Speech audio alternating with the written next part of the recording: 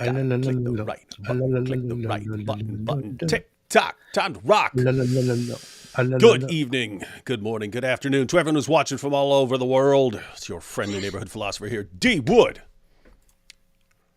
I've got AP too. How you doing, man? All right. How are you doing? Good. We also have Cameron from Capturing Christianity, who's going to be with us in a few minutes. We're going to go through his video where he actually brilliant strategy. He went through a case for Joseph Smith and then discussed why it failed, and then went through the exact same situation with Muhammad. Now, the reason that's good is because every Muslim who's watching that video would be watching the stuff about Joseph Smith going, yeah, that's a great point. This guy's clearly a false prophet. Look at this. And then Cameron does the exact same thing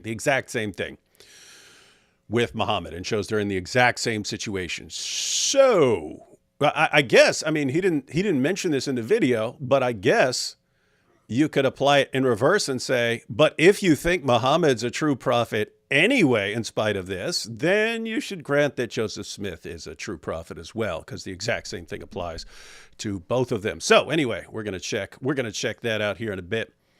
But Cameron's not with us, so we're not going to start his video or the discussion about Joseph Smith and Muhammad until our good friend Cameron is with us. He should be here again in a few minutes, but we'll go ahead and start with something else. AP. Yes. Have you heard about all this powerful evidence for Muhammad? Yeah, I'm currently sharing this. Joseph Smith versus Muhammad, who would win in a fist fight? Okay. That's a good one. They were both kind of gangster. Yeah. They were both kind of gangster. Hey. Yeah, yes. What's up?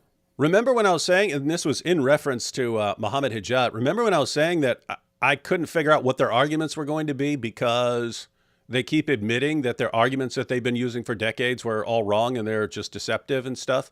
But then they move on as if there's no problem. And then I wonder what's their new arguments going to be. And then we were watching Muhammad Hijab's case, and it was arguments from like 30 years ago that we thought were destroyed because we destroyed them like 30 years ago. And then now they're being recycled. Well, turns out the exact same thing is going on TikTok. I'm not on TikTok. I don't pay attention to TikTok. I don't know how to use TikTok. I know how to click on a link if like Inspiring Philosophy sends me one. But IP, Inspiring Philosophy, Mike Jones, he actually responds to the stuff on TikTok. And when I see him responding, it's to stuff that we destroyed 20 years ago. That's wild. We destroyed it 20 years ago so much that Muslim Dawa guys stopped using it. And now they're just using it on TikTok, but they're gearing it towards kids, man. They're gearing it towards kids. So guys, this is very disturbing. They're taking arguments that we have completely crushed and exposed years ago to the point where we don't pay attention to them anymore because we've crushed them.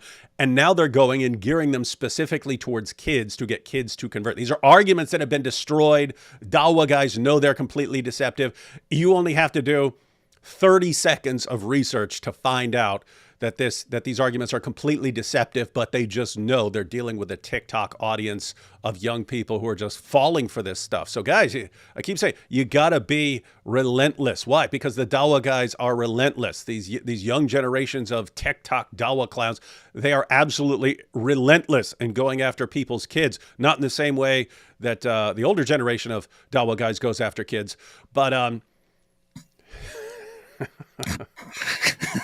so guess what, guys? Look, if the Dawa guys and the young Dawa guys are completely gung ho in going after people, and we're just, we'll see what happens. We got some problems here because guess what? Their goal is to catch young people before they are familiar with the Dawa script, before they know why these arguments are bad, get them into Islam, get them embedded in the Muslim community, separate them from their non-Muslim families and so on, and just thoroughly brainwash them until they can't think for themselves at all. That's what they're trying to do. It's like when they get a woman to convert and they want to get her married, get her pregnant very quickly, get her embedded in the local masjid and so on, so that by the time she realizes she was completely duped by bogus arguments, it will be too life shattering to leave Islam, and so they just stay in it. I've heard this over and over and over and over again from women who went that route. Sadly. All right. Now, I want to say one thing. Look, Dawa people, TikTok Dawa people, Twitter Dawa people, Instagram Dawa people, Facebook Dawa people, whoever you are, it's one thing to go after those who don't know much. It's one thing to go after adults at Speaker's Corner. It's one thing to go after people on YouTube. Leave the kids alone, you pedophiles. Leave those kids alone. Leave them alone, you pedophiles. Hey. What do you think is going to happen? Hey. Dies. Leave them kids alone. Yes. And further, my message would be, they're trying to catch them. They're trying to get all the people to convert to Islam. But I have a message for you. And it goes, I want to be the very best, like no one ever was. To catch them is my real test. To train them is my cause.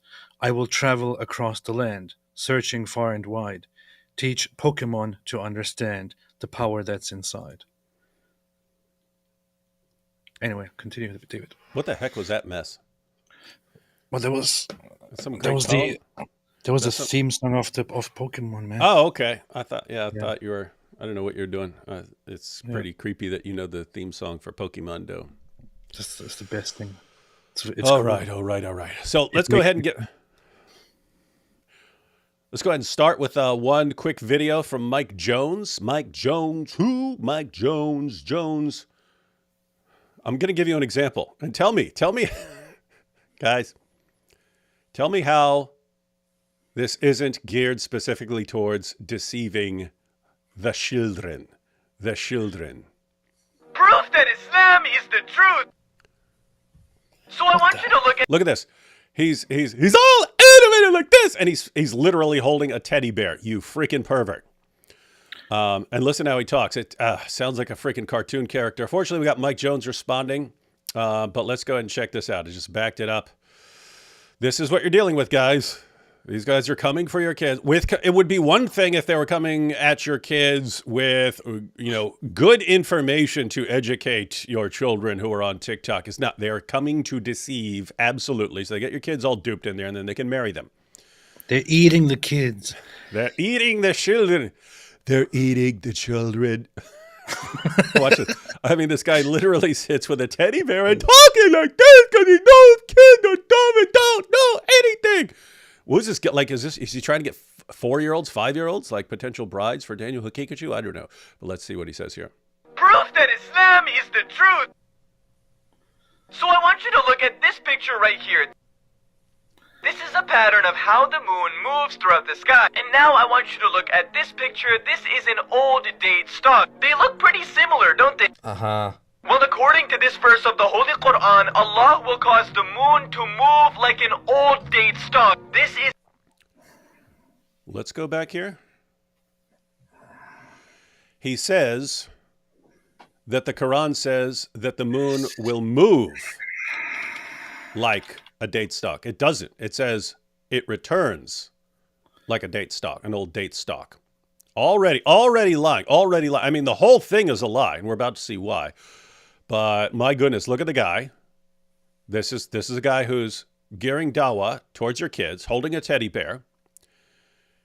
He already lied about what the Quran says, but let's go ahead and keep going. This guy just sounds mentally ill at this point. It's like, what the hell? Who let this guy out of wherever he belongs? And who let this? Let's see what he's got. Exact proof that Islam is... He just called an exact proof to kids who are not able to understand what an exact proof is. True religion. Ancient people knew how to track the course of the moon, as well as many other celestial bodies. Are you Muslims even trying at this point? Yet people will still deny. Gee, I can't imagine why. Proof that Islam... Let's go ahead and watch this again, because it's short. Let's go ahead and watch it all the way through. Okay. We're going to watch this response from Mike Jones to this Dawa guy all the way through. Going to watch it, See if you can understand his argument. So the argument is that the Quran says that the moon, as it moves, actually follows the pattern of a date stalk. And how could Muhammad have known this? Mike Jones is going to respond, and then we're going to respond a little more. But here you go. Here's the Dawa, and here's Mike Jones responding. This is geared towards children. The Dawa is geared towards children. Mike Jones is responding. Inspiring philosophy. Let's check this out. Proof that Islam is the truth. So I want you to look at this picture right here. This is a pattern of how the moon moves throughout the sky. And now I want you to look at this picture. This is an old date stalk. They look pretty similar, don't they? Uh-huh. Well, according to this verse of the Holy Quran, Allah will cause the moon to move like an old date stalk. Does not say the moon moves like an old date stalk. It says the moon returns like an old date stalk. But let's continue. This is exact proof that Islam is the true religion. Ancient people knew how to track the course of the moon as well as many other celestial bodies. Are you Muslims even trying at this point? Yet people will still deny. Gee, I can't imagine why. People will still deny.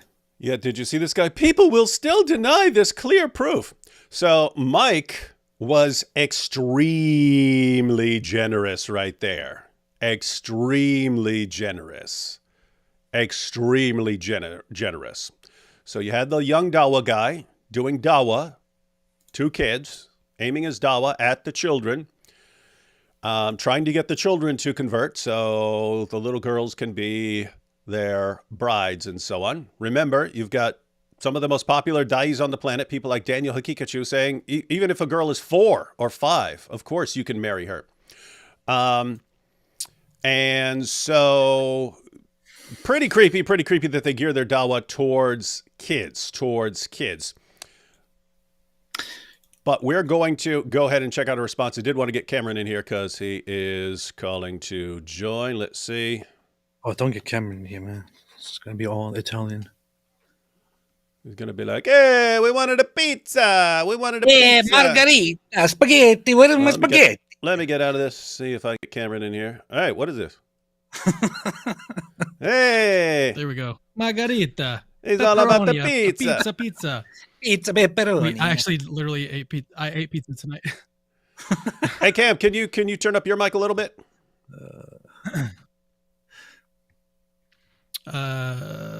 Probably.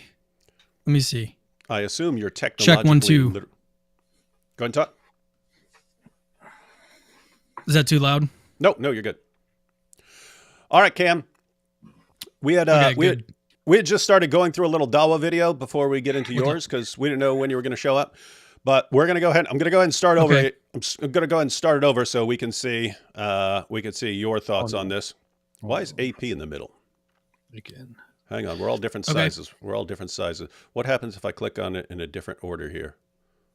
No, that's wrong. What if I click on AP first, then me, then Cameron? Ha-ha! Now that's more like it. You Let see? me see. This is the proof. Let me see. And This is the proof. You see. This is the proof. You see the proof. All right, Cam, we're going to check that. We're going to watch this again. I would gladly just move on, but the video is only like 40 seconds long or something like that, so I don't mind watching it again. Can I ask the Lord of this channel for permission to briefly, at the end after we watch the video, to just briefly in like 5 seconds explain what the verse actually means? We're going through what the verse actually means, AP. Okay. We're going through the verse. We're going through it, and I'm going to even pull up some commentaries on it. Uh-oh. Because it's just so obvious. Oh, God. All right. Yeah, I know. It's amazing. It's amazing. All right. So, all right, guys, we're about to examine a powerful Dawa argument. Cam, I don't know, since you're kind of new new-ish to the Dawa scene compared to people who were doing it in like 2005, 2006, and so on. But the interesting thing is arguments that we had to deal with back in 2005, 2006, and we just crushed them over and over and over again until the Dawa guys stopped using them. And then we had to move on to other arguments that they were using. And we kept going after those arguments. But now that they're acknowledging that the arguments that they've been using for the past 10, 15, 20 years were all bogus, we wonder, where are you going? Where are you going now? They're circling back to arguments that were destroyed in like 2004, 2005, 2006, and so on. But they're using them on TikTok and gearing them towards children, knowing that the kids are not going to know how to respond to this stuff. Whereas if they brought it up on YouTube or something, it would just be slapped out of the sky in a heartbeat. And the reason it's disturbing is I've said it in these shows like a million times. And we saw it at places like Speaker's Corner. You show up to Speaker's Corner now. Any of the traditional Dawa guys, if a Christian shows up who knows the Dawa script and knows how to respond to their stuff, they bolt. They won't engage. They won't even have a discussion with them anymore. They only look for people who aren't familiar with the arguments. So that's what Dawa is now. It's looking for people who are in a state of ignorance. They don't know about the argument, and you could give them the argument that you know is bogus, and you know how easy it is to refute that argument, but you know this person doesn't know anything about it. And so we've seen this in recent years where they try to go on other people's like big podcasts, like Jordan Peterson podcast and stuff like that, because they know that he's going to have a lot of people who don't know anything about Islam, and you can kind of give the old Dawa pitch to these people. But the other thing is they're going specifically for kids. They're looking for kids. They're looking for children. I mean, a lot of the Dawa guys, sadly, are always looking for children in a different way. But you have these guys who are looking for kids specifically because the kids don't know anything about Islam. And you're going to go ahead and get an example here. Prepare to have your mind blown, Cameron. Here we go. Proof that Islam is the truth. So I want you to look at this picture right here. By the way, look, he's sitting there holding a teddy bear. Yeah, sure. What in the world is he saying there at the beginning? I don't even understand. What is he saying? The words are on the screen, man. Proof that Islam is the truth. Proof that Islam is the truth. I'll go and read you everything he says. He says, proof that Islam is the truth. It's got breaking news. He's holding a teddy bear. He's super animated. He sounds like a cartoon character because that's what works with kids. Why is he holding a teddy bear? Because he's gearing the Dawa towards kids, and that he thinks that'll make him less creepy. I mean, why does a guy who's trying to get a kid into his van show up with a puppy? Same reason. This is I have seen so many Dawa videos, so many Muslims, so many Islamic videos over the years. I can't even look at this, which is why I don't understand what it says at the beginning, because I don't want to look at the captions. I don't want to look at the screen. The sound of it, the appearance of it, everything is just what is happening? So I'll go ahead and read his words off the screen, and then we'll listen to it. He says, proof that Islam is the truth. No, because he only says a couple lines. So I want you to look at this picture right here. He's got the picture up on the screen, and it's the different locations of the moon during a month. And this is a pattern of how the moon moves throughout the sky. And now I want you to look at this picture. This is an old date. It says date stone. It's not state stock. It's funny. They say an old date steak in the graphic, and then date stone, and it's stock. So you're dealing with guys who can't even spell. And then according to this verse of the Quran, he's going to give the verse of the Quran, which you know what that means, AP. And we're going to look at commentaries. IP is extremely generous and just grants. He's pointing out it's like an even if, but in fact argument. We're going to give the but in fact. IP gives the even if this is actually talking about the movement of the moon in the sky from your perspective, and that the Quran is comparing this to an old date stock. People had a pretty darn good understanding back then of the of the movements of the moon. I mean, they based their calendars on it and so on. So that wouldn't be terribly impressive. But let's go ahead and watch this video here, and then we'll look at the verse. Proof that Islam is the truth. So I want you to look at this picture right here. This is a pattern of how the moon moves throughout the sky. And now I want you to look at this picture. This is an old date stock. They look pretty similar, don't they? Uh-huh. Well, the according to this verse of the Holy Quran, Allah will cause the moon to move like an old date stalk. This is exact proof that Islam is the true religion. Ancient people knew how to track the course of the moon, as well as many other celestial bodies. Are you Muslims even trying at this point? Yet people will still deny. Gee, I can't imagine why. If I was in charge, I would put this guy into an institution immediately, like as soon as he starts speaking. Yeah, so a couple of things there. One, the guy says that the Quran says the moon moves like an old date stock. Not what it says it returns like an old date stock. So we're going to check that out. But, and then it's, how can they deny this? This is exact proof, and yet people will still deny. Why? You know who would have denied this? Any honest Muslim in history would have denied this argument. Any honest Muslim in the history of Islam would have rejected this argument. There is a point to be made here, which is that in the Muslim world there is something that is lacking when it comes to logic, when it comes to the weight of evidence, when it comes to basic understandings of what constitutes evidence and proof and so on. While to you it might sound strange that that Muslims frequently do this. This is not the first time, right? We see this all the time, that Muslims frequently just cite something completely random and say, this is clear proof. Mm-hmm. To you, this might seem a little bit weird, but in their culture, there is no real education and a real distinction between what is some sort of evidence and absolute proof. It is just anything that hints at something is thought to be simply proof, it's proof, you see, it's proof. There is an incredible gap. There is a cultural gap between how you think in the West, in non-Muslim cultures, and then how people think in the Muslim cultures when it comes to what is and is not evidence or proof. All right, so we had that extremely racist remark by AP, but go ahead, Ken. Thank you. I was going to say, I don't even think it's cultural. I think it is actually Quranic. Like the first thing that I thought of was Surah 575. That makes it's like a similar type of argument where you just give this, like, you straw man it first, and then you give this argument that you think, or at least claim that is like this really strong argument when it's not at all. For anyone that doesn't know, that's the one where it basically attributes, it says Mary was part of the Trinity, and then it says, well, they both ate food. Here you go. We make the sign so clear to them, yet they're so deluded from the truth. Like literally, that's what's in that verse. And powerful. So yeah, that's the first thing powerful stuff. Powerful stuff. It's the first thing I thought of, and it seems like it's deeper than just cultural. I think it is actually a Quranic type of argument that's there, and it's bad. Now let's go ahead and check out what this verse says. That was pretty Islamophobic, but whatever. Guys, you have the Dawa guys, and the younger generation of Dawa guys are going after kids who know absolutely nothing. This is a version. It's just the new version of what I called Islam's 99-1 rule.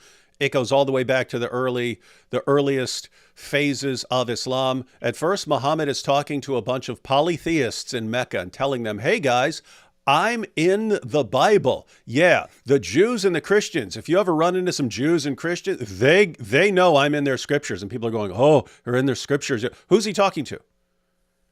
He's talking to a bunch of people who don't know any better. They don't know they have zero clue what's in the Torah or in the gospel. And that's who he's talking to. That's his target audience. What is that? Well, it's how many of those people are actually going to go and investigate? That's the problem. And the rule in Islam, I call it the 99-1 rule, is, and has always been, if you're speaking to people and you talk to 100 people and you know at most one of them is going to actually go look up what you're saying, it's in your best interest to keep doing it, because you end up getting a bigger and bigger mob. And if you get a big enough mob, they can silence the one person who will go and look it up and say, actually, this guy's a fraud. They can silence him. So now you're just getting the modern version of that. If you're on TikTok and you know that, I mean, it's worse than 99%, but just being generous. If you know that only 1% of the kids that are your target audience are actually going to go look it up, or who would have any clue how to look this up, if you know that only 1%, or in reality far less, are actually going to go look this up, do your Dawa. Do your Dawa. You're going to get some young, dumb converts who don't know how to respond to anything. And so that's the goal.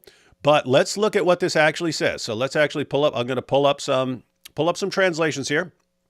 So here's 10 translations. The verse is Surah 36, verse 39. And for the moon we have appointed mansions till she return like an old shriveled palm leaf. Okay. Does this say the movements of the moon can be compared to a date stalk? No. It says it's how it returns. It ends its cycle and returns like a palm leaf. Yusuf Ali, in the moon we have measured for her mansions to traverse till she returns like the old and withered lower part of a date stalk. Hilali Khan, and the moon we have measured for it mansions to traverse till it returns like the old dried curved date stalk. Notice there, curved date stalk. Why curved date stalk? Because they're talking about the crescent shape in the moon. That's all. That's all. It's saying the moon. That's all it is. Yeah. That's literally all it is. It is simply the moon at the end of its phase of the month returning to become a very thin thing that looks like that. That's literally what this is all about. That's all it is. That's all it is. And guess what? Muslim commentators down through the centuries agree with us completely. So look at what it's actually saying. It's talking about the shape of the moon when it's a crescent moon. And don't take my word for it. Don't take my word for it. This is the study Quran. This is the commentary on the study Quran. They're commenting on verse 39. And for the moon we have decreed mansions till it returns like an old palm stalk. Here's the commentary. This verse is a reference to the waxing and waning of the moon through the 28 stations of a single lunar month. Like an old palm stalk is a reference to the appearance of what remains from a date cluster after its fruit has been removed and it has withered, when it resembles the thin crescent moon in shape, width, and color. You got that, guys? A date cluster, after its fruit has been removed and it has withered, it resembles the thin crescent moon in shape, width, and color. But how could Muhammad have known that? Everyone knew that. Everyone at the time. Why? They know about dates. They know about date crops. They know about date palms. They know that sort of thing. All the Quran is saying is, hey, look, the moon is eventually crescent shaped, like those things that you deal with after you've taken all the date fruit away. How did you know this? How did you know this? Only a person who has eyes and can see something would know this. How is that so powerful? How is it so powerful? But don't believe this. Don't believe this. That's the study Quran. They're denying the truth, you see. Why would they deny the truth? This is one of those fatwa sites where you can ask a Muslim scholar and so on. And one of the people who was impressed by this wants to get their commentary, wants them to comment on this to show, yes, this is a powerful miracle. So they send in the question, what is the meaning of the saying of Allah until it returns appearing like the old date stalk? And then you have the answer, all perfect praise be to Allah, the Lord of the worlds. I testify that there is none worthy of worship except Allah, and that Muhammad is his slave and messenger. We ask Allah to exalt his mention as well as that of his family and all his companions. This means that when the moon runs its orbit, so they're giving the explanation. This means that when the moon runs its orbit and it reaches the end of the orbit, it narrows, becomes smaller in size, bends like the crescent, and becomes like the old date stalk. Al-Qurtubi, may Allah have mercy on him, Qatada said, the stalk is a dry, bent bunch of a date tree. It's just a bent part of a date tree. You say, oh, that's like a crescent. Oh, it looks like the moon. Al-Khalil bin Ahmed said, the stalk is the root of the bunch. It is small and wide, and it resembles the crescent when it leans down. Al-Zajjaj says, the stalk is in the stick of the bunch from which stalks are cut, and it stays dry on the date tree. So if the stalk is old, it withers and becomes like a crescent in its shape. So it becomes like the moon in its thinness and yellowness. The meaning of old is the one on which a year or more elapses on it. When it is old, it becomes thin and curves down and becomes yellow in color. It looks like the moon because it has 3 similar traits: thinness, curving, and yellowness. So these guys all know exactly what this is talking about. Who doesn't know what this is talking about? A bunch of 5-year-olds.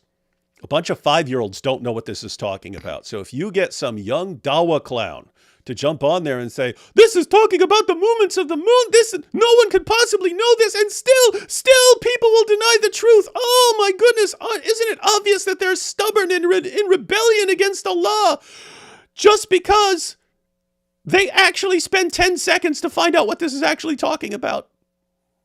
Here's clear proof that Islam is true. This is clear proof. How could they still deny this? Oh, hey.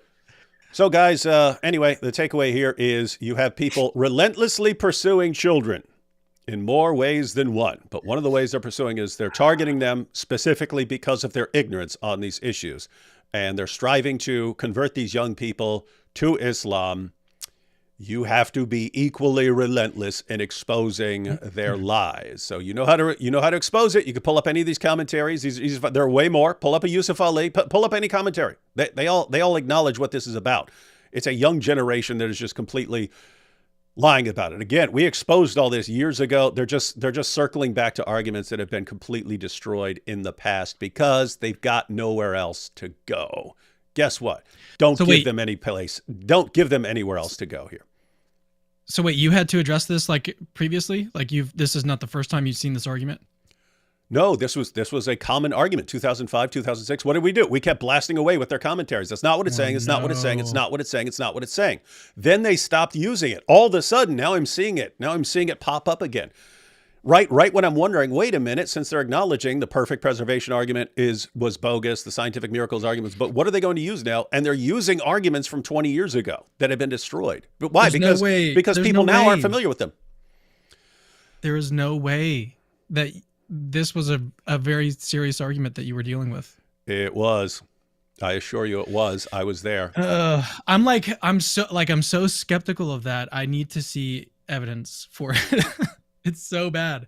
Like, your audience may not know this, but like you kind of mentioned it earlier that I've been mainly dealing with like atheism and atheistic apologetics, answering the problem of evil, that type of stuff. Like you get guys like Graham Oppy who have these really elaborate, very in-depth explanations of why anything exists. And it's like sparring, maybe an analogy that AP can get on board with. It's like going online playing multiplayer and you're playing against people that are really good. And that was my experience dealing with these really smart atheist philosophers. And now when I'm starting to look into what the Dawa guys are doing, it's almost as if a bunch of 5 or 6-year-old kids that just picked up the game started playing. And here I am trying to like hold back and try to, teach them, like help them along, maybe help them with their own game first so that we can have like a little bit of a back and forth. And that's sort of my experience so far. Yeah. Well, Cameron, we were trying to make fun of Dawa guys, and you just turned this into like a nerd show, which makes it. Well, he's basically saying that you are very old, David. So that's why he's saying that I could relate to this, not you, basically. I was playing video games before you guys were born. Well, I know AP plays video games. So I was Pac-Man. Yeah. Well, there's a lot of people who play video games. Super Mario. What? Asteroids. Space Invaders. Galaga. What? Pinball. Talking to the master here. What? Man. Hey, pinball. Not a video game, but it is seriously. This is seriously the problem, though. It's like when you talk to Muslim apologists and Muslim preachers, you're dealing with a completely different world that should feel intimidating when you get into it. But as you can see, it is the opposite. It just feels like you're dealing with kids, and it's very, very, exhausting. Not because when you engage with these people it doesn't actually train your brain. It doesn't train the way you think. You don't actually, learn to argue with people who clearly have very sophisticated arguments, who come from a culture of, in a very scholarly way, developing how to understand and justify and defend your beliefs and all of that. You deal with a bunch of children. And it seems that when you get into this environment and you talk to these bunch of children, lots of those children simply don't understand anything that you are saying. They simply agree with the child that you're dealing with. And now you have tons of children on the other side cheering and saying, yeah, our guy won. Our guy won. You have been defeated. You've been destroyed. And you just see this again and again and again. And it's it's exhausting and disheartening, honestly. Indeed. I think you may be referencing the recent debate with Muhammad Hijab and Dr. Craig. Man, and that one, as I was like, we're sort of reflecting later on like how it actually went, and I mean the sort of responses that people were giving to it. It's really it came down to me. It seems like Muhammad Hijab like just knows at this point that all he has to do is act confident, and that's literally the goal for him. Mm-hmm. Like he doesn't have to even interact with the arguments. He just has to appear confident, like he is responding in some way, and because people can't follow it, it's that's all that it takes. And it's really weird. Oh, that I have from arguments, like, you have to actually give arguments. Yeah, and that actually that's part of an important shift over the past decade or so, Cameron, where Dawa used to be geared towards what is convincing to a Western argument. So they would pick people like Shabir Ali and Jamal Badawi and so on as their debaters, because they knew how to make Islam sound appealing to a Western audience. Eventually, what happened recently was Dawa became how to keep Muslims confident of their religion. And it turns out those are completely different things. What keeps Muslims confident in their religion is chest thumping and, oh, we're strong, everyone else weak, we're strong, them weak. That's what impresses a lot of the Dawa fans. But non-Muslims look at that and is like, what is that mess? What is this? What is this? What's this caveman stuff, right? And so that's how it's coming across. But that's what's happened. It's become more about keeping Muslims confident than persuading non-Muslims. And now non-Muslims are going, what is this mess here? And Muslims are going, oh, it's so strong. It's so strong. It's the proof. It's just very easy by Muslim standards to become a master debater. It's so simple, so easy to get there and to be appreciated as one. They are the master debaters. All right, Cameron, we're ready to jump into your video. You've been on a streak here of responding to Islam. Why that change? As you pointed out, you've focused a lot of your work on atheism and on philosophical issues and stuff, and now you're jumping all over Islam. So what gives? I think the main reason is that my interests have just changed. It's really as simple as that. Like I have been interested in arguments for atheism, arguments against God's existence and Christianity, and that whole topic has kind of held my interest for years. But I've just sort of shifted recently to be like, I kind of have that, like, not on lock or anything like that, but I feel like I'm pretty settled in my beliefs in that area. And so I was just kind of thinking, like, what would be a good area to look at next? And I feel like Islam is probably the place to go, because I don't know a ton about it, at least at this point. I mean, I'm still doing all this research and stuff, so growing every day. But I thought that this is, I've heard you and I've heard others talk about, like, this is, I mean, there's billions of people that believe this, and it's a huge religion. And so in terms of the effectiveness of it, I think it's really important. So pragmatically, I think that's what's kind of driving me. I'm just like, it's interests are changing, and then also it just is a really important topic to address. So that's the main reason. So guys, there's a link to Cameron's channel in the description box, and also the video that we're going to be watching. But the point is, he's got other recent videos on Islam, so be sure to check those out. Matter of fact, maybe I'll go ahead and add them after we're done. Maybe I'll just add them, add some your recent videos on Islam, because now you're even getting responses. I haven't seen it, but I saw that Jake had responded Oh to yeah, I got your argument, destroyed. completely humiliated you. Hey, if you ever want to, I don't know what he was responding to there. Oh, no. He was responding to, because you put him in the thumbnail of your Gabriel. video about, Reynolds. Hey, if you ever want to go through your video and then go through Jake's video and see something, it was no problem. We can take a peek and see how effective and powerful his response is. Okay. Take a couple super chats and then we'll jump into Cameron's video. Happy birthday, happy King's birthday, Ali and D Wood. What is this? What is a King's birthday? Also, you guys should get Melanie Phillips on. She's especially super based and almost as racist as AP. Well, It's good. That's convincing. It's good you said almost as racist as AP, because if you had said as racist, I wouldn't have believed it. The Latter-day Saints finally made it. Who's the whitest fake prophet? I should have titled it, Who's the Whitest? And then we could have compared sources on the whiteness of these guys. This is my jizya for the day of my birth. Happy birthday, Jeremy. Joe Smith is such an obvious false prophet. We'll see who's the most obvious. Cameron has a good way of evaluating one of their arguments. Lashana Tova, and happy and healthy New Year to you both. Happy New Year, everyone. Leo says, hi, David. I'm from South Tweed. God bless. South Tweed, my home away from home. No Zabiba? Opinion rejected. Yeah. We should have a thing, because you have Christians who will grow beards and stuff like this, and we should start getting Zabibas too, just to be impressive. What is a Zabiba? If you ever seen the brown mark on the forehead of certain Muslims? I can't say that I have. I may have seen it. I just didn't think to. Just Google Zabiba right now. Yeah, you can look up Zabiba. All right. Zabiba. But yeah, Zabiba is this mark they get from banging their head on the floor while they're praying and so on. And so the bigger your Zabiba, the more holy and devout you are, which just makes them basically bang their head on stuff all the time so that they can get really bigger than awesome Zabiba. So me and AP came up on our last show with the idea of Zabiba stickers, right? Like if you want to impress a girl with your holiness, but you're not a very good Muslim, just get a Zabiba sticker that you can put on your head for a little while until she marries you, and then I tricked you. I don't really care. Son of Allah 930, rest in peace to all victims of October 7th. Oh yeah, tomorrow is October 7th, AP. We're gonna have to have a big show. It's already October 7th in Israel.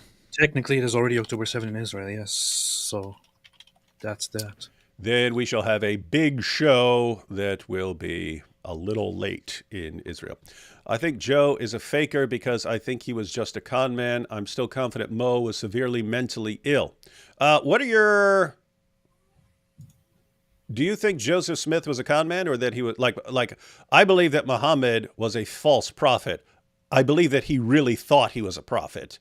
What are your thoughts on Joseph Smith? Because I have almost no background in this. Yeah, that's hard to say. I think I agree. Yeah, it's hard to know whether or not it was intentional on his part. That's how it is. That's how it is with Muhammad. That's how it is with Muhammad, in the sense that this guy is going out to battle and stuff like this. So I think, he's sincere, and yet there's all these things there's all these revelations that have no purpose other than giving him exactly what he wants. That sounds like con man.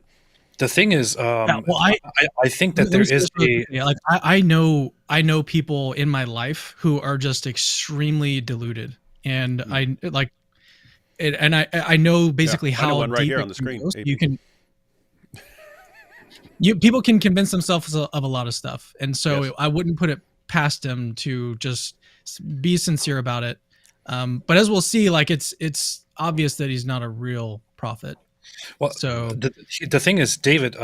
So it's one thing to have these delusions, but I think it can get very the line can get easily blurred when somebody is so delusional, when somebody is really struggling, with certain problems that you may interpret, in a secular sense as simply mental problems, or otherwise as spiritual problems. And if they are overcome with this, with all of these delusions, I think that that somebody who is actually simply troubled by that can also start falling for it and then making up revelations and rules for himself, for his own comfort, while still actually believing that he is acting on behalf of God, for example, or on behalf of some entity. I think it's very hard to say it's either this or that.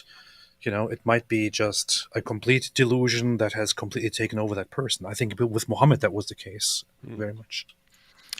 There's also the possibility of, I think you kind of mentioned this, like some sort of spiritual influence. There's true. another video that I'm working on right now where it draws a bunch of different parallels between Islam and Mormonism and shows that those parallels actually sort of discredit both religions. Well, the list is pretty impressive. Like there's a lot of similarities between the two, but one of them is the fact that both Muhammad and Joseph Smith were influenced by demonic forces, like in the satanic verses in the Quran.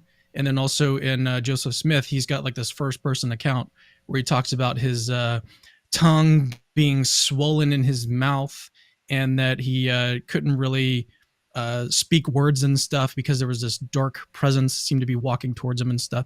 So it seems both of these guys may have been either manipulated or influenced by some sort of spiritual stuff going on.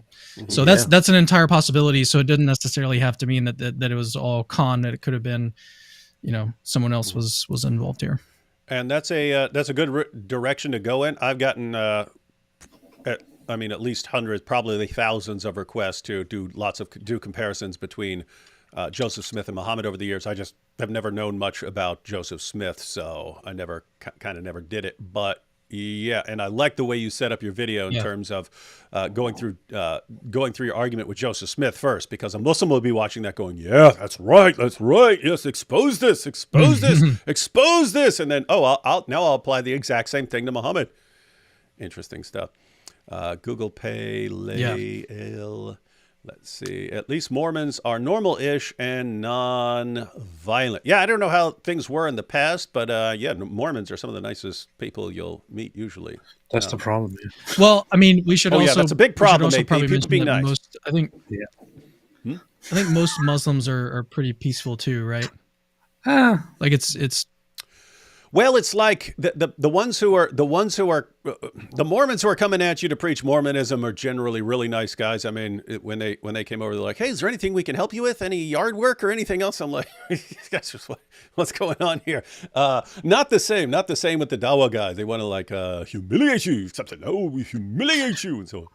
There's a difference when some people say, for example, not all Muslims are violent, not all Muslims are hateful or this and that. What we're saying is not that they are especially peaceful and especially good and especially kind, just that since we know that there is a big problem with hate and violence and all of that, it's not true for every single person. It's kind of like this obvious thing that we have to point out to prevent everyone from being put into that category. I can't say that the same thing is true for Mormons. Mormons are just known to be especially nice people, especially kind people with actual good morals, despite their really messed up beliefs. Whereas I would never ever take anyone seriously who says something similar about Muslims. Why are Christian ministries in the West not making enough efforts to evangelize to Muslim women? If Muslim women leave Islam, the population of Muslims will go down. More peace for the world. Well, I know multiple ministries that focus on evangelizing Muslim women. You're right, though. There needs to be more. There's just this problem in Christianity in the West that people have been bombarded by the idea that if you go and you actually respond or criticize Islam or try to convert someone, that you must be a racist, or at the very least you're bigoted and intolerant. And you have had tons and tons of Christians who have been affected by that. They've been affected by that. It makes people more reluctant to do things. But so do it anyway. And one more, and then we'll jump into the video. Would you consider those who deny the Trinity and resurrection Christians? No, not in the real meaning of Christians. I mean, if you're denying the resurrection, that's kind of like the price of admission to Christianity. You could specify some different sense, like when people call themselves cultural Christians or something like that. You could have some modified meaning or something like that. But yeah. All right. Yeah, resurrection is pretty central. Okay, guys, we're going to go through Cameron's video.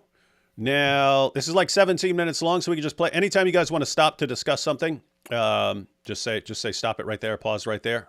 Cameron, if you want to expand on your thoughts or show what you were thinking on anything, or AP, if you see anything you want to address, then we'll go ahead and stop it. But let's see. Cool. Oh, while you're getting it pulled up, I did want to mention, I heard when you first started the video, you were talking about how the argument seems brilliant. I don't want to take credit for that, actually, because it was actually sent to me by an academic who actually worked with me and another guy, Testify. He sort of modified the script for me to be able to post it on my channel. So can't take credit for it. It's a really good argument. I think it's very powerful, actually. And yeah, we'll see if we can maybe expand on it a little bit in this stream. Rookie mistake, Cameron. Then why do we have you here then? Yeah, rookie mistake. Rookie mistake, Cameron. If you steal someone else's stuff and people think you're brilliant, you let them think that. I have stolen tons of people's stuff over the years, and people think I'm brilliant for it. No, I'm just a brilliant copier, like Muhammad. You just made the same mistake I did. Yeah. Well, I'm to the point where I can just brag about it because it's too late.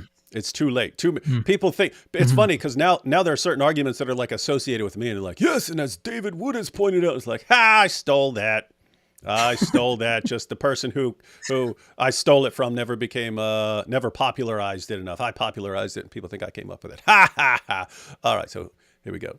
Today we're going to discuss how Muhammad completely, and I mean completely, disqualifies himself as a true prophet based on his own claims in the Quran. Forget every other argument you think you have for Islam. This one point alone is enough to show that he's a complete fraud. And once you see this, there's literally like no going back. If you've ever wondered whether Muhammad was a true prophet sent by God, you need to stay for this entire video because we're going to put him to the test. All right, so let's get right into it. So if there is a God and he does send us messengers to help guide us, then he's going to give us ways to tell like which ones are the real ones, which ones are the fake ones. But Muhammad makes a claim in the Quran that no true prophet ever would. And once you see how this plays out, it's actually just over. Like it's done. Like he's out. He's done. In this video, I'm going to walk. What you're trying to say is stick a fork in him.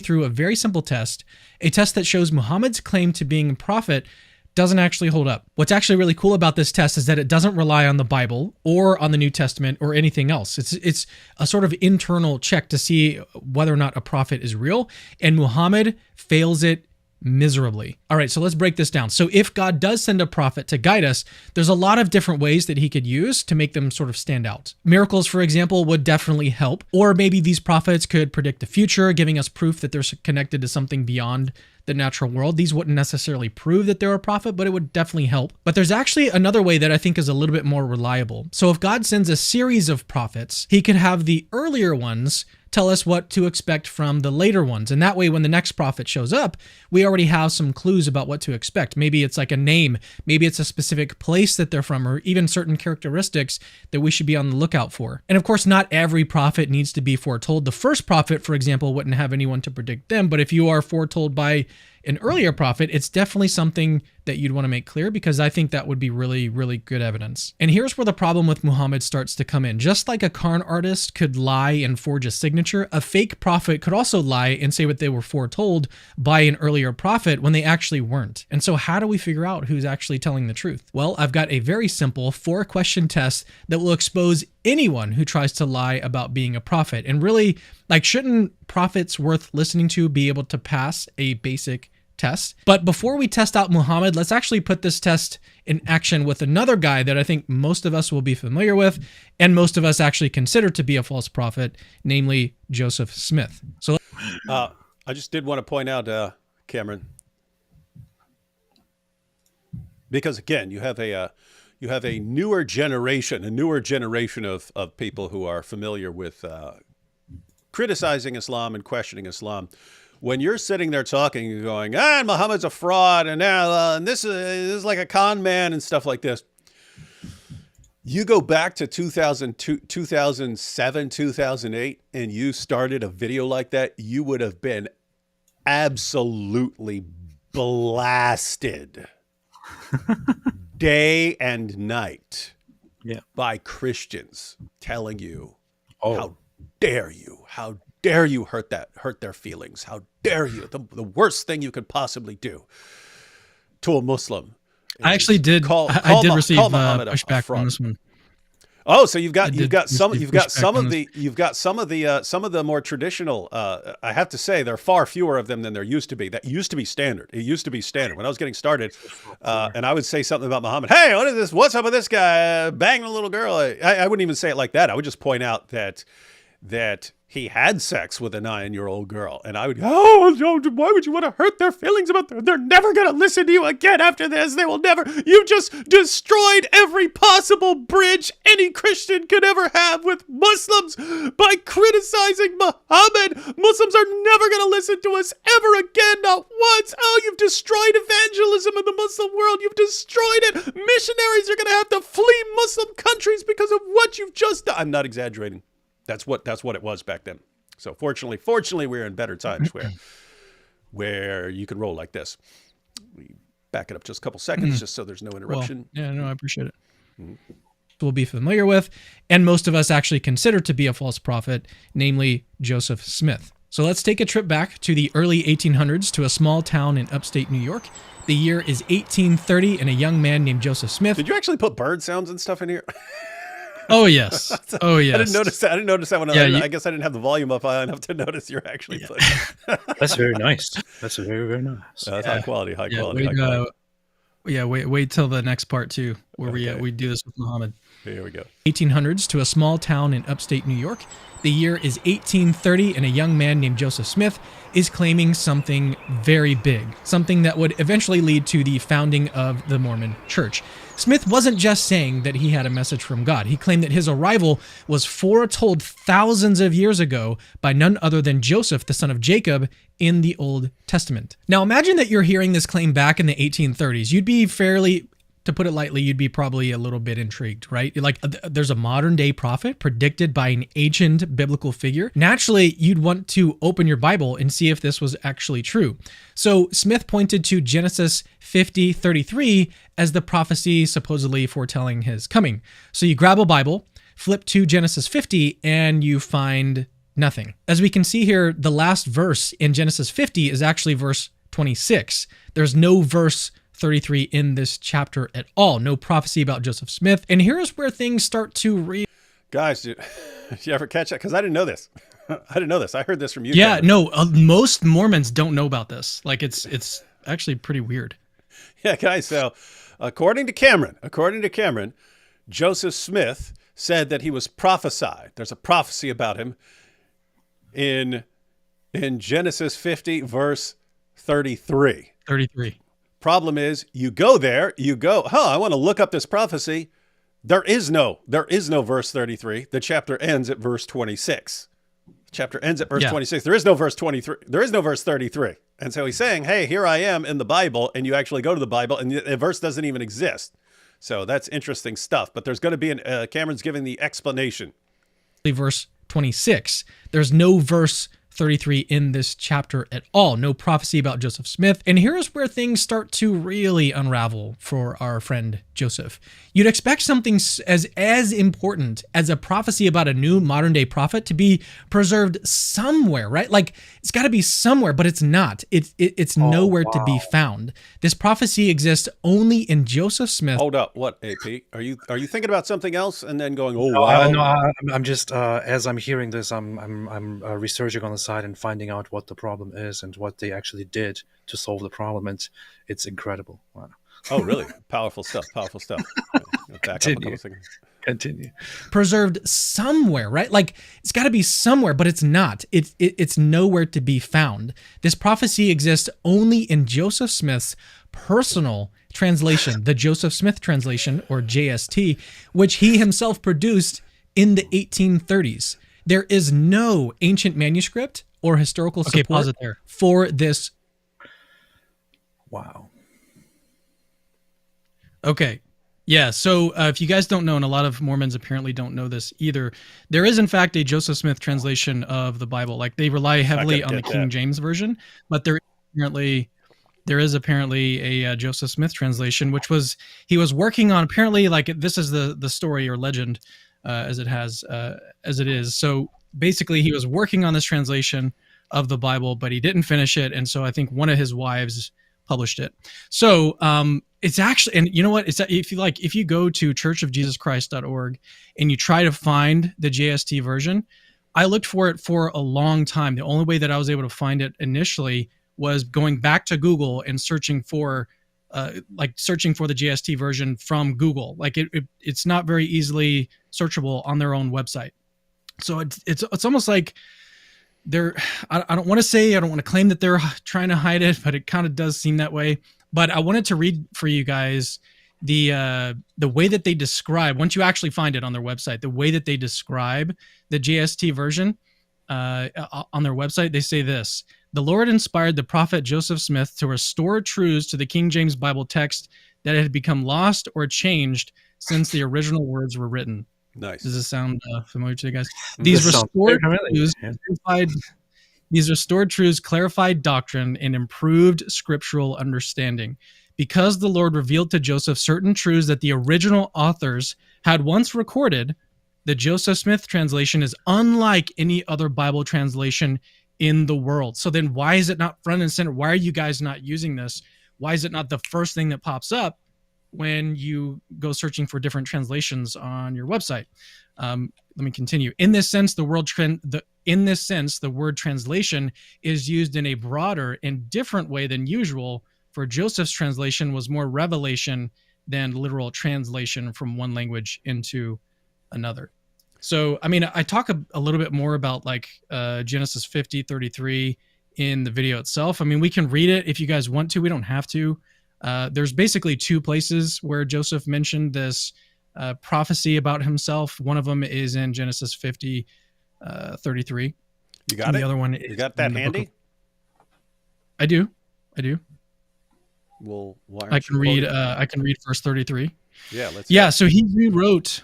He started at 24, and it goes all the way to 38. He didn't write it. He restored it. Correct. It was revealed to him, definitely not by demons or anything. So 20. Do you just want me to read the whole thing, 24 through 38? I want to point out though, it has two official names according to the LDS Church.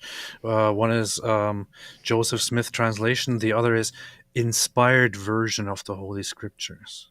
Nice. Yeah, you need something else like that, right? Inspired version. I mean, because I would call it like the Joseph Smith fabrication or something like that, but they're not going to want to go with that. But yeah, the inspired version or something like that. That works. That works. All right, go ahead and read it for us, Cam. You want me to read the whole thing or just the? Well, how long is it? Is it like a minute long, or is it going to be like 10 minutes? It's gonna be a while. There's a lot of text here, and it's almost like give us the gist and then read verse 33 for us. Okay, yeah. So he's talking about Moses at first, and then he talks about this seer, this prophet who's going to be raised up, who does all these different things. I'll just read verse 33, and it's also in 2nd Nephi in the Book of Mormon. I don't know that I'm going to read all that. I can read maybe one verse over there too, but here's what it says in verse 33. And that seer will I bless, and they that seek to destroy him shall be confounded. For this promise I give unto you, for I will remember you from generation to generation, and his name shall be called Joseph, and it shall be after the name of his father. Joseph's father was named Joseph, and he shall be like unto you, for the thing which the Lord shall bring forth by his hand shall bring my people unto salvation.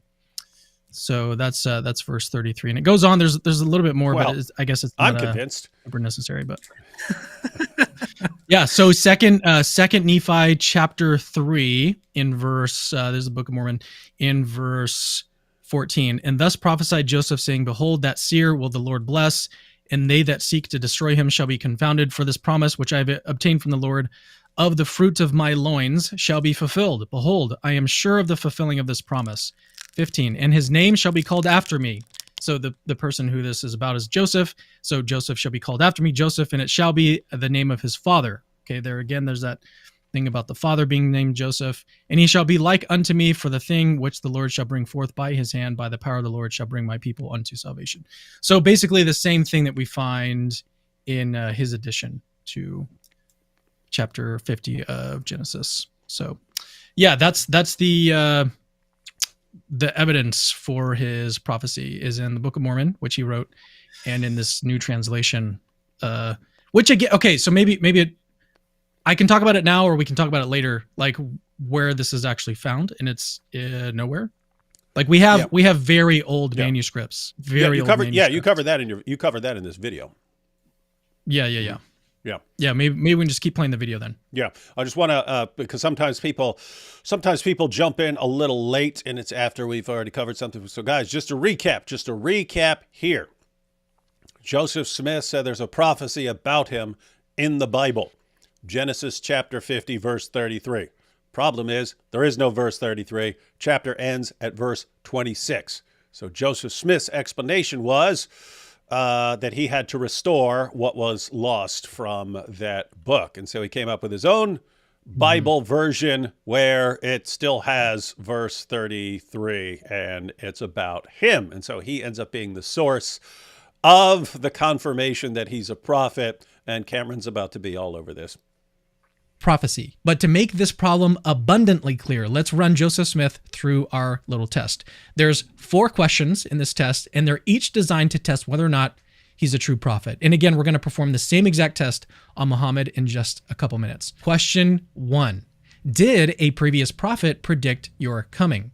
Smith's answer, yes. He claimed that Joseph, the son of Jacob, predicted his arrival and that the prophecy could be found in Genesis 50:33. As we've already seen, this is pretty problematic, but let's go ahead and move on to the next question. Question 2. Can we check this prophecy? Is there a record, some sort of record that we can verify? Smith's answer, unsurprisingly, no. He said the prophecy existed, but that it had been lost. And here's where things really start to fall apart for Joseph. If you open your Bible, even the King James Version, which was the most widely read Bible at that time, and turn to Genesis 50, you won't find verse 33. And you especially won't find a prophecy about Joseph Smith. In fact, if you check other ancient biblical manuscripts, the Masoretic text, the Septuagint, or even the Dead Sea Scrolls, there is no sign of this prophecy anywhere. It's completely absent. But it doesn't just stop there. Like if you check... So you're pointing out that it doesn't matter where you go. It's not like, some versions don't have it, but some do. It says it doesn't matter where you go. You go to the Dead Sea Scrolls, you go to any Christian texts, Christian versions, Jewish version. No one has this in it at all, period. It's just... Correct. It's absolutely nowhere. Except for Joseph Smith's version. Interesting. Yep. There's no sign of this prophecy. What's up? I was going to say we have the Dead Sea Scrolls, the portion on Genesis, I think dates to the 2nd century BC. Mm-hmm. So yeah, that's how early our manuscripts go. I think the earliest manuscript that we had prior to finding the Dead Sea Scrolls for the Old Testament was 10th century AD. Beware, it's completely absent. But it doesn't just stop there. Like if you check any source, whether it's Jewish, Christian, or even pagan historical records, there is no mention of this prophecy at all. It's not found in the Jewish tradition, in early Christian writings, or any of the pagan historical accounts that often interacted with the biblical text. This verse only shows up in Joseph Smith's own translation, which he produced in the 1830s. It's a verse that exists only because Smith himself added it. This is a ridiculously large red flag. Prophecies like Isaiah's prediction of the Messiah's virgin birth in Isaiah 7:14 or the suffering servant in Isaiah 53 were preserved across centuries, appearing in multiple sources, whether Jewish, Christian, or... Wait, I want to point out that pause that. Obviously, we're going to come to the comparison between Joseph Smith and Muhammad here, but so Muhammad also, of course, has this whole issue of being claiming to be prophesied in previous scripture and the biblical scripture. Of course, it's very easy for Islam to solve the problem by saying, well, those, it was there, but everything has been corrupted, and we just don't want anything to do with it anymore because we don't know what is true in those texts and what is not true. So therefore, we just completely dismiss it. But it was in the original versions. It just no longer is there, and it's it's funny how Mormonism solves this problem differently because they can't just dismiss the Bible. Instead, you just have additions to the Bible literally officially written down. It's wow, impressive. I was going to talk about Isaiah a little bit, which we can, because it again, I think it's important, or at least interesting, to know some facts about like the dating and stuff. So for Isaiah, that was it was a big discovery with Isaiah in the Dead Sea Scrolls. We found almost a complete copy from the actual manuscript itself, dated to I think 125 BC, and then Isaiah scholars date it to have been written between 700 and 400 BC. So what the point though is that this was obviously written before the prophecy was fulfilled. So it wasn't that Jesus came along and was like, hey guys, everyone was writing about me, but then there's literally no mention of that. It's just we would, if Jesus was supposed to be a parallel here, it would be Jesus saying, I was definitely prophesied. You can't find any of those. The scriptures were corrupted. They were lost. The Jews, screwed it up. But now just listen to me. Like, I've got all the answers for you guys. I know where the prophecy was. God revealed it directly to me. And we don't find that. Like, we have actual evidence that predates Jesus. These manuscripts and the manuscript tradition predates Jesus, but then the prophecies themselves exist in Isaiah, which predates Jesus. So there's no parallel between what we see in Jesus and what we see in Joseph Smith here. So the difference between the cases would be when you're talking about prophecies that Christians quote about Jesus, you could argue about the interpretation. You don't argue about whether the prophecy was there. You argue about whether Jesus actually fulfilled the prophecy that we know was a prophecy beforehand. If you're talking about Joseph Smith, you're not arguing about whether he fulfills the prophecy. You're arguing about whether there was any prophecy because you have no record of it existing until he said, oh yeah, there's a prophecy about me. Here it is on this paper that I just wrote. Yeah. Basically. Yeah, exactly. All right, here we go. Secular. But Joseph Smith's prophecy, let me back that up slightly. Or secular. But Joseph 53 were preserved across centuries, appearing in multiple sources, whether Jewish, Christian, or secular. But Joseph Smith's prophecy, it doesn't appear anywhere outside of his own translation. Joseph Smith's answer to question 2 is extremely alarming, but let's give him the benefit of the doubt and move on to the next question. Question 3, is there another way that we can confirm this prophecy? Smith's answer, yes. He claimed that God had re-revealed this lost prophecy to him personally. And this isn't necessarily unusual for Smith. He often claims special revelations. For example, in the Book of Mormon, Smith claimed to have received golden plates from an angel, which were then conveniently taken back to heaven, leaving no evidence behind. Powerful. In this case, Smith said that although the prophecy had been lost, God gave it back to him through divine revelation. This now brings us to our fourth and final question. Question 4. Who told you about this prophecy? Smith's answer, me. Joseph Smith claimed that God re-revealed the prophecy directly to him and no one else. Here's the point, okay? No true prophet would actually answer me to question number 4. It's an absolute watertight, nailed down, ironclad sign of a fake prophet. Anyone who answers me to question number 4 has forever disqualified themselves from being a true prophet. No matter like what else they've ever claimed or said or done. They're fake. They're out. What's that? Okay, so I actually messed up the question number 4. So question number 4 should be, who did God re-reveal your foretelling to? And so I basically got the wording wrong there. But I basically, actually thought the wording was off. Who told you about this prophecy? Because when you were talking about Muhammad, I was thinking of, he would say the angel Gabriel told him about it, not himself. Correct. And so correct. So the question should be, who did God re-reveal the prophecy to? Yeah. Mm-hmm. So, but then in response to that, both guys are going to say me. Like he revealed the prophecy back to me.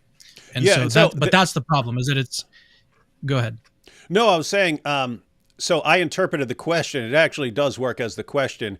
If The you is like the audience. Who brought this back to you, or how did you know about this? And because of me, the prophet, me. That's the only way you know about it. There's nowhere else to get it except from me. Yeah. No true prophet would actually answer me to question number 4. It's an absolute watertight, nailed down, ironclad sign of a fake prophet. Anyone who answers me to question number 4 has forever disqualified themselves from being a true prophet. No matter like what else they've ever claimed or said or done. They're fake. They're out. So here's why. Joseph Smith is claiming that God oversaw. That's not true for me, though. That's not true in my case. It's not true for you? Well, AP claims to be a prophet, remember? Yeah. And approved the following sequence of events. Number 1, God decides that Joseph Smith is the chosen prophet, and to make sure everyone knows this, he has Joseph, the son of Jacob, foretell Smith's arrival thousands of years in advance. The prophecy is then written down in the Jewish scriptures for everyone to see. 2, somehow God's people completely forget about this prophecy. Despite generations of reverence for the scriptures and their prophets, the foretelling of the world-changing Joseph Smith vanishes from memory somehow. No scrolls, no records, nothing remains. Number 3, but God still wants people to believe in Joseph Smith, so he decided to re-reveal this prophecy because it had been lost.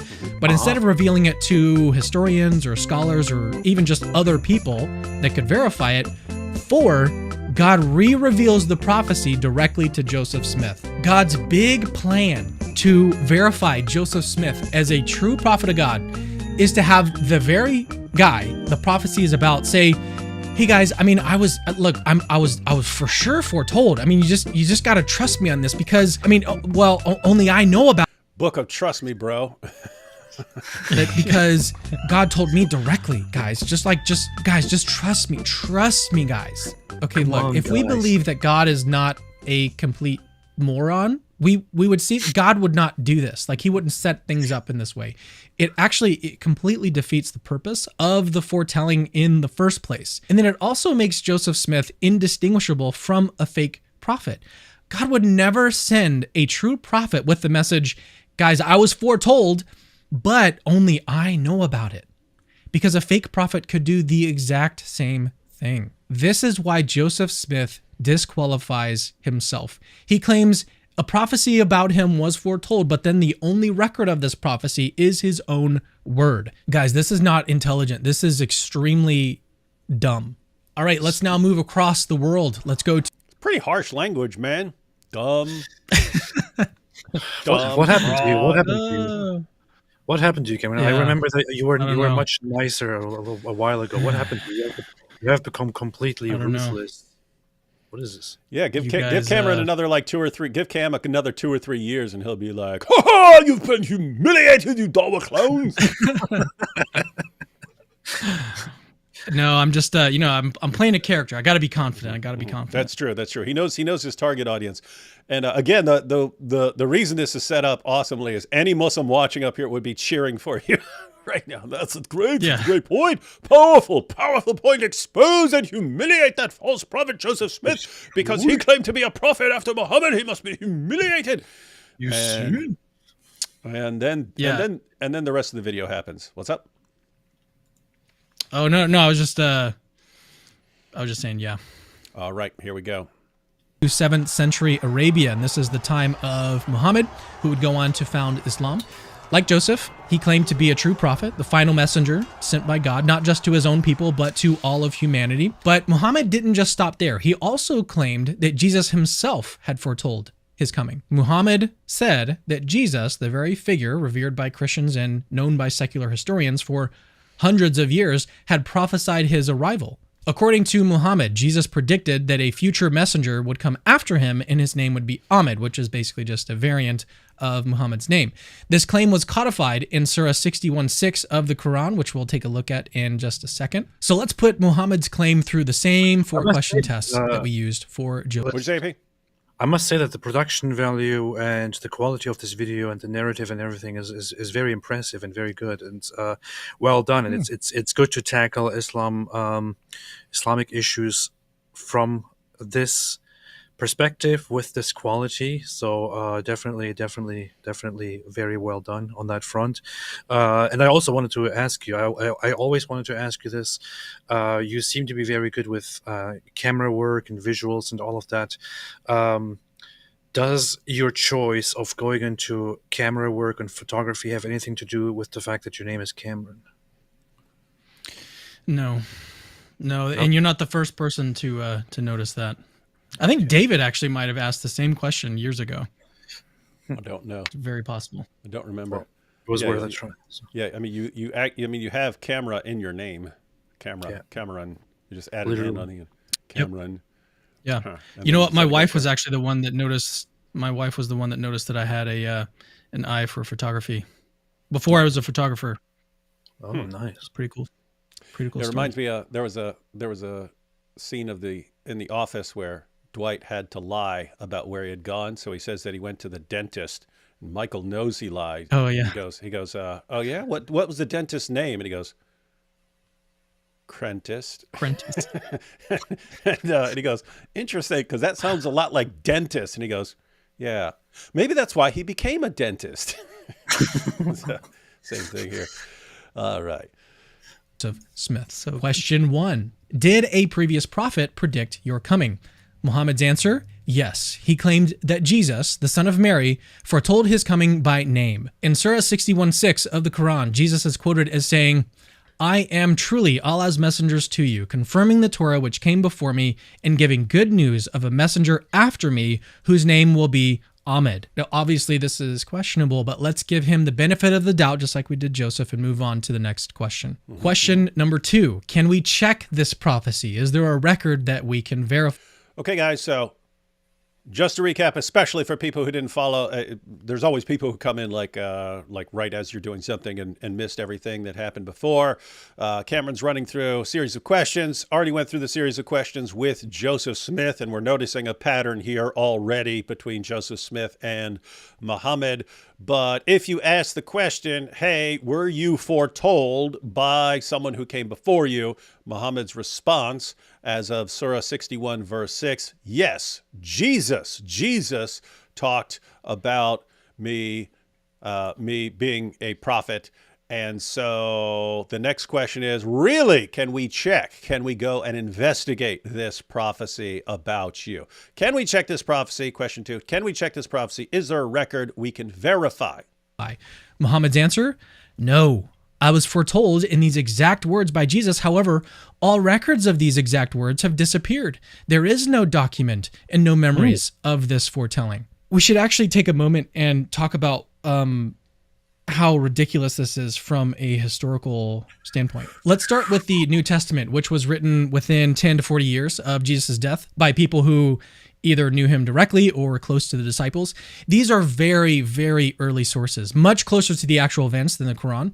You would expect something as monumental as a prophecy of a future prophet named Ahmed to at least appear in these very early documents. But as we examine the Gospels, Matthew, Mark, Luke, and John, we find nothing. There's no mention of a future prophet by this name or anything remotely like it at all. But that's not all.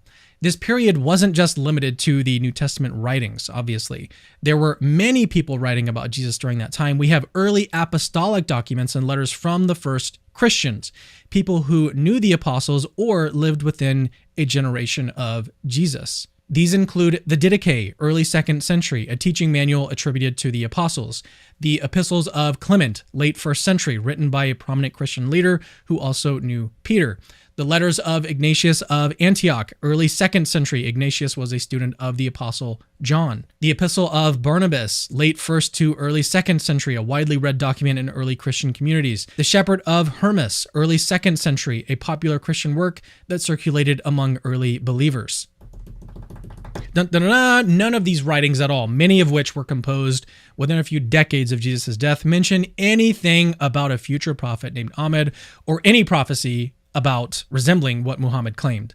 These were some of the earliest Christian documents written at the time when the memories of Jesus' life and teachings were all very fresh on their minds. If Jesus had made such a world-changing prophecy, wouldn't somebody have written it down? Somebody So let's go even deeper. We check early Jewish historical texts like the Talmud and writings from Josephus, a Jewish historian who documented events from the period. Again, nothing. We also look into pagan records from the Roman Empire, which heavily interacted with both Jews and early Christians. Still, no mention at all of a prophecy about Muhammad or Ahmed. So we ask, if this prophecy was real, why do none of our earliest sources, written within even 10 to 40 years after Jesus' death, mention it? What's that? Very simple answer, very simple response. The Bible has been corrupted deliberately by the Christians and the Jews to hide these facts. It's very obvious. This is why. This is the Islamic response to it, the Muslim response to it. How are you going to refute this? Can you? No. So, in your face. In your Done. face. In your face. All right, here we go. These are the sources closest to the events, and instead the prophecy only appears in the Quran, written over 600 years after Jesus. This time gap should make us, to put it gently, skeptical. Generally speaking, earlier sources are more reliable than later ones, especially when it comes to historical events. Just like in the case of Joseph Smith, Muhammad's answer to question 2 is extremely alarming. But likewise, let's at least try and give him the benefit of the doubt and move on to our next question. Question 3. All right, pause it right there. I just wanted to pull up the study Quran on Surah 61, verse 6, so they can break down their assessment. So guys, what was cool? What was cool? Hope you caught it. Hope you caught what Cameron did when he's comparing. He's going through these questions and comparing Joseph Smith and Muhammad. But when he had a supposed prophecy about Joseph Smith, so Joseph Smith claims, "Hey, there's a prophecy about me." Then Cameron goes to every possible place you could look to find that prophecy. Every possible place before Joseph Smith where you could find that prophecy, and it doesn't appear anywhere. There's no place you can look to find this prophecy until you get to Joseph Smith, and he turns out to be the sole source saying that there was this prophecy about him.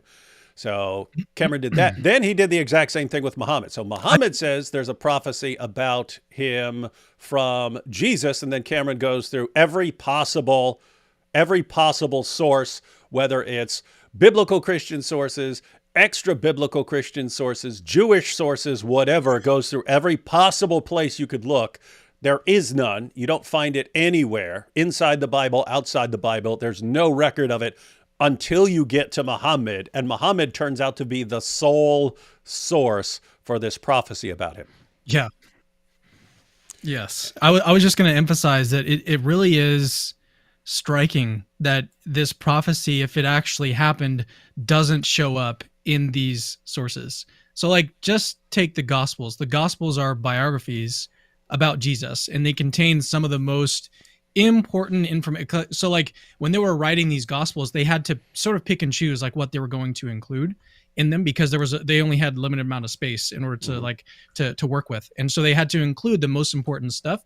Yet they all just missed this one. Like they all just didn't include it in their Gospels. That just seems automatically like really problematic on the face of it. But then you start to look into the additional sources. You're like, okay, well, maybe it just wasn't that central. Maybe it would have shown up somewhere else. Okay. Then you start to look at you can look at the epistles of Paul. They don't show up there. And these are more like church teaching type documents where they're going into other concerns that the churches were going through. They're not there. And so this would be a perfect place where a prophecy like this may come up, may be discussed, because it was being talked about at the churches. If Jesus actually had mentioned this and the apostles were starting to talk about this, but it's not there. And then you look, you cast your net even broader, and you're going to start looking at early Christian sources that are not considered scripture. So you look at the Didache. The Didache, I think of like all of the other sources that I mentioned, the Didache would be one of the best places where you would find this prophecy, because it was written by, let me just make sure that I'm correct in this. It was an early Christian text, likely written in the late 1st or 2nd century, but it was basically, I want to make sure that I'm not saying that it was written by the apostles if it wasn't written by the apostles, but it was basically an early sort of teaching text that was written by people that were involved in the church, the early Christian church. Okay. And so if it was going to show up in something like, or if this prophecy was going to show up, I feel like this would be a really good place for it to show up, the Didache itself, because it was a teaching document that was supposed to instruct the early church on what to do. And it doesn't show up here. And so, no matter where you cast your net, it just doesn't show up. And that I think is really alarming. And I think one of the main responses that Muslims are going to give some pushback on this is that, it's an argument from silence. And there's different responses that can be made in response to that. But I just don't think it's going to work. It's not going to work because we would expect to find this prophecy somewhere. If we're not going to find it in the Gospels, we find it in the epistles. If we don't find it in the epistles, we find it in the early Christian writings. We don't find it in any source. Like it's literally nowhere. But this would be monumental. This would be monumental to include. To highlight the importance of the Didache, it would be one of the earliest summaries of what the Christians at the time believed in, the basic beliefs outlined and summarized. And it's dated to the late first or second, early second century. Something as crucial as this would be found there. Yeah, Exactly. And so the case, guys, for the prophecy about Ahmed, where our only source of this prophecy is the man himself, Muhammad himself, saying that there was a prophecy about him. And we say, well, where's the prophecy? And AP gave what Muslims would actually respond. Oh, it's been corrupted. You changed it. They wiped it out. And so here's the question, guys. And the reason is that Muslims would want to say, oh, you don't like Muhammad, so you scrubbed it. No, they would have had to scrub this a long time because we have manuscripts way before the time of Muhammad. So the questions would go something like this. Did Jesus' followers take his teachings very seriously? Yeah, they did. Did they want to preserve his most important teachings? Yeah, they really, really wanted to do that. And as Cameron was pointing out, when you were writing back then, it's not like a book where you can make the book as long as you want. You had to put it on a scroll, and that scroll was going to be about 30 or 40 feet long. Other than that, you had to start working in multiple scrolls and so on. And that's the reason why you have Matthew, Luke, John, and Acts are all about the same length. They were kind of maxing out what you could get how long a scroll would be back then. So they're figuring out what the most important information is that they want to preserve. And if Jesus had been telling his followers, guys, just so everyone knows, someone's coming after me. There's a very, very important person who's coming after me. There's a prophet who's coming after me. Very important.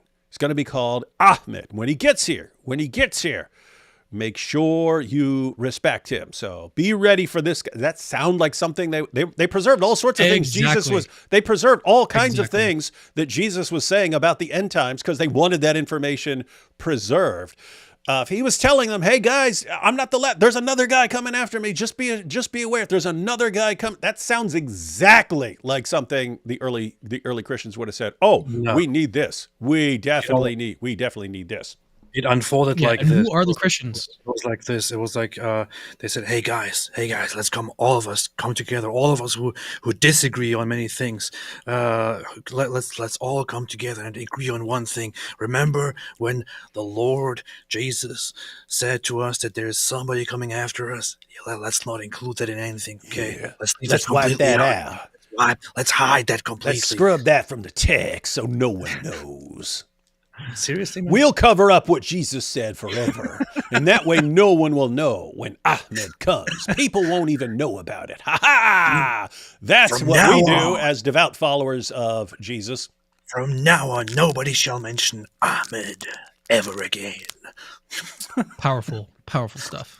Powerful Dawa. But let's check out the study Quran on this issue because I was actually interested. I was like, okay, what are they going to say? What are they going to say about Surah 61 verse 6?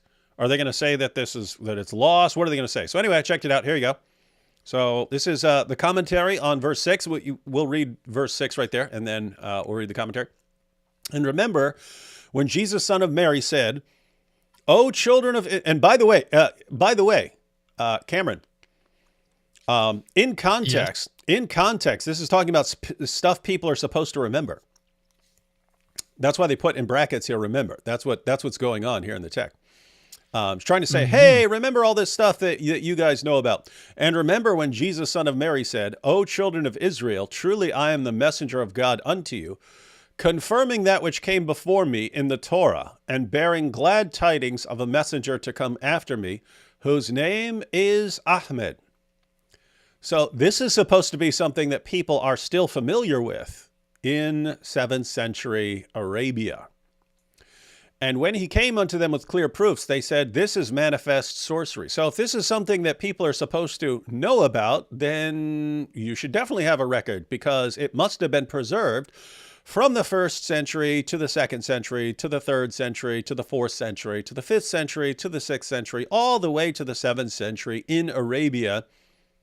And yet we can't find one mention of it anywhere. Can't find any commentaries on it. Can't find any quotations of it. Guys, you could destroy every single Bible manuscript ever written, and you could put the Bible back together just from quotations in the early generations of Christians when they're commenting on the Bible and including things in their letters and so on. Why did no one anywhere ever quote this prophecy about Ahmed? The Quran says people are supposed to remember it. Anyway, and when he came unto them with clear proofs, they said, this is manifest sorcery. So now we have the commentary in the study Quran. It's going to give us their perspective. What is the perspective? What's the Muslim perspective on this? Let's go ahead and check it out. So commentary, a function of every divine messenger is to confirm the revelations that have come before. Thus 69:2 says of the Quran, this is a blessed book that we have sent down, confirming that which came before it. That's true. The Quran confirms the earlier scriptures, unless you go to the Dawa guys and they say, no, it's not confirming, it's just saying they're corrupt. But they can't, it's book of chapter, trust me, bro, verse, trust me, bro. That the prophets would confirm one another is said to be part of the primordial covenant that they made with God in 381 and 33:7. The prophets' confirmation of other messengers is also understood to refer to those who would follow them in time, and several verses are interpreted as references to the mention of the Prophet Muhammad in the Old and New Testaments. The name Ahmed means most praised. It derives from the same root as Muhammad and has long been recognized by Muslims as one of the many honorific names given to the Prophet by God himself. This is based upon a saying of the Prophet, I have several names. I am Muhammad, I am Ahmed, I am Mahi, by means of whom God eliminates unbelief. Many other ahadith simply refer to the Prophet as Ahmed. Here we have, where are you going to find this? Where could you possibly find this? Some Muslims have likened Jesus' reference to Ahmed here in the Quran to the reference to the Paraclete or advocate of whom Jesus speaks in the Gospel of John 14:15-16. If you love me, you will keep my commandments, and I will ask the Father, and he will give you another advocate to be with you forever. See John 16:7-14. And at this point, I wonder, are they going to be more honest than Dawa clowns? And yes, because watch what they say. Such an interpretation is, however, complicated by the next verse, 14:17, where the advocate or paraclete is said to be the Spirit of truth, whom the world cannot receive because it neither sees him nor knows him. You know him because he abides with you and he will be in you. And by 14:26, where the advocate is again equated with the Holy Spirit. Why are you saying, wow, AP? Is it because of the honesty and you're not used to it from... This is the most honest thing I've seen here. So. I know. And let's go ahead and finish this next paragraph, and that's the end of the commentary on this, and then we'll see what's pretty funny here. The clear proofs refers to the many miracles that Jesus performed, such as breathing life into a clay bird, healing the blind and the leper, and raising the dead. The accusation that such evidentiary miracles are manifest sorcery is also brought against Moses. It is also a charge the disbelievers are said to bring against the Prophet Muhammad, as in general those who disbelieve say to the truth when it comes to them, this is not but manifest sorcery. So I love this because you got this commentary on Surah 61 verse 6. Surah 61 verse 6 says that Jesus prophesied that Ahmed was going to come. And people would wonder, oh, where is this? And you go here, and they say, well, some Muslims say it's the Paraclete in John, but that doesn't actually work because the Paraclete is identified as the Holy Spirit.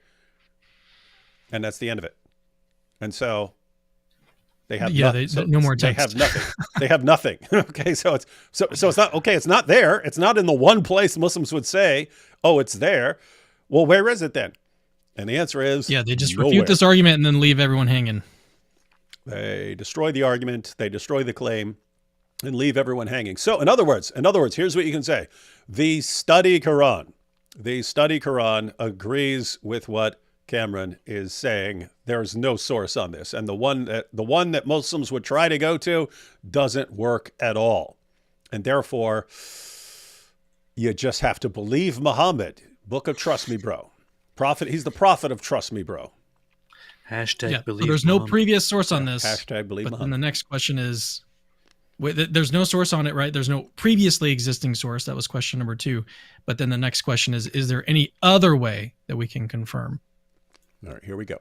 Is there any other way to confirm this prophecy? Muhammad's answer, yes.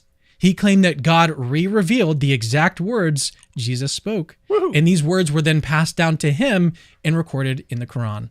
But the only source for this prophecy is in the Quran itself, a book literally written by Muhammad. We're left in the exact same situation as Joseph Smith. There is no outside verification.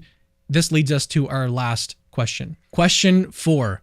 Who told you about there's this? only there is one thing here that I would add, Cameron, for the correction to word it better. Yes, I think you mentioned this in another video or something. Which would be that it was recited It was or recited.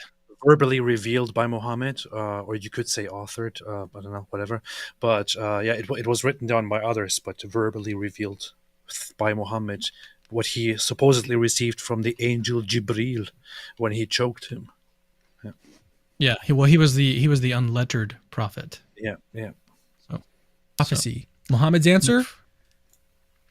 Me. And again, just like with Joseph Smith, this makes the prophecy impossible to verify. It's his word against, well, nobody else's. There's no independent confirmation, no other records, just Muhammad's claim that God told him Jesus said it. So here's the parallel between the two cases. Both Joseph Smith and Muhammad claimed that a previous prophet predicted their coming, and both said that all records of this prophecy had been lost. Then both claimed that God conveniently re-revealed this lost prophecy to them and them only. This is a massive red flag for any prophet because it puts their entire claim in a hopelessly circular loop. Guys, I'm a prophet because I say I'm a prophet. Do you see?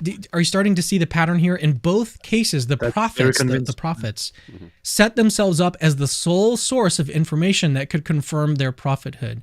That's something that no actual prophet of God would ever do. And moreover, God is not a bumbling idiot. Like, he wouldn't try to establish a true prophet in this way. Now, at this point, Muslim apologists might claim that Muhammad's miracles, like the splitting of the moon, prove his prophethood. But here's the problem. Other than the Quran's say-so, none of our non-Muslim sources actually report this incredible event of the moon splitting in half or any of the other Islamic miracles. And then later Islamic sources reporting these miracle accounts only emerge 100 to 250 years after his death as very obvious legends.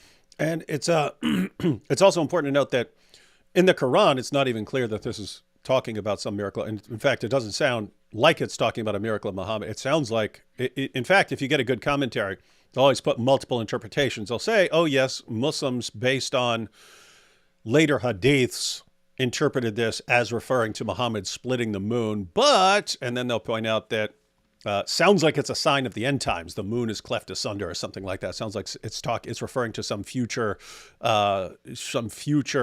sign of the end times or something like that.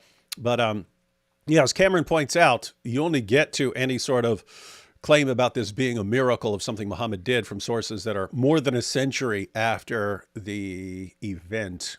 And so not very persuasive here. Guys, in other words, follow the reasoning. Muhammad says, hey, Jesus said this about me. Okay, we have no record of any of Jesus saying anything like that anywhere. Where are you getting that from? Oh, from my revelations. Okay, if we're to take your revelation seriously, we have to believe it. You can't just say, I received the revelation. We're trying to figure out why we should believe in you. Your explanation for why we should believe in you is, oh, because Jesus talked about me. And we say, where did he talk about me? You said, oh, in my revelations. Like, well, that's what we're questioning. We're asking you why we should believe in you. You're saying, oh, because Jesus talked about me. We say, where did he talk about you? In my revelations. Okay, you're being circular here. You're being completely, utterly, totally circular.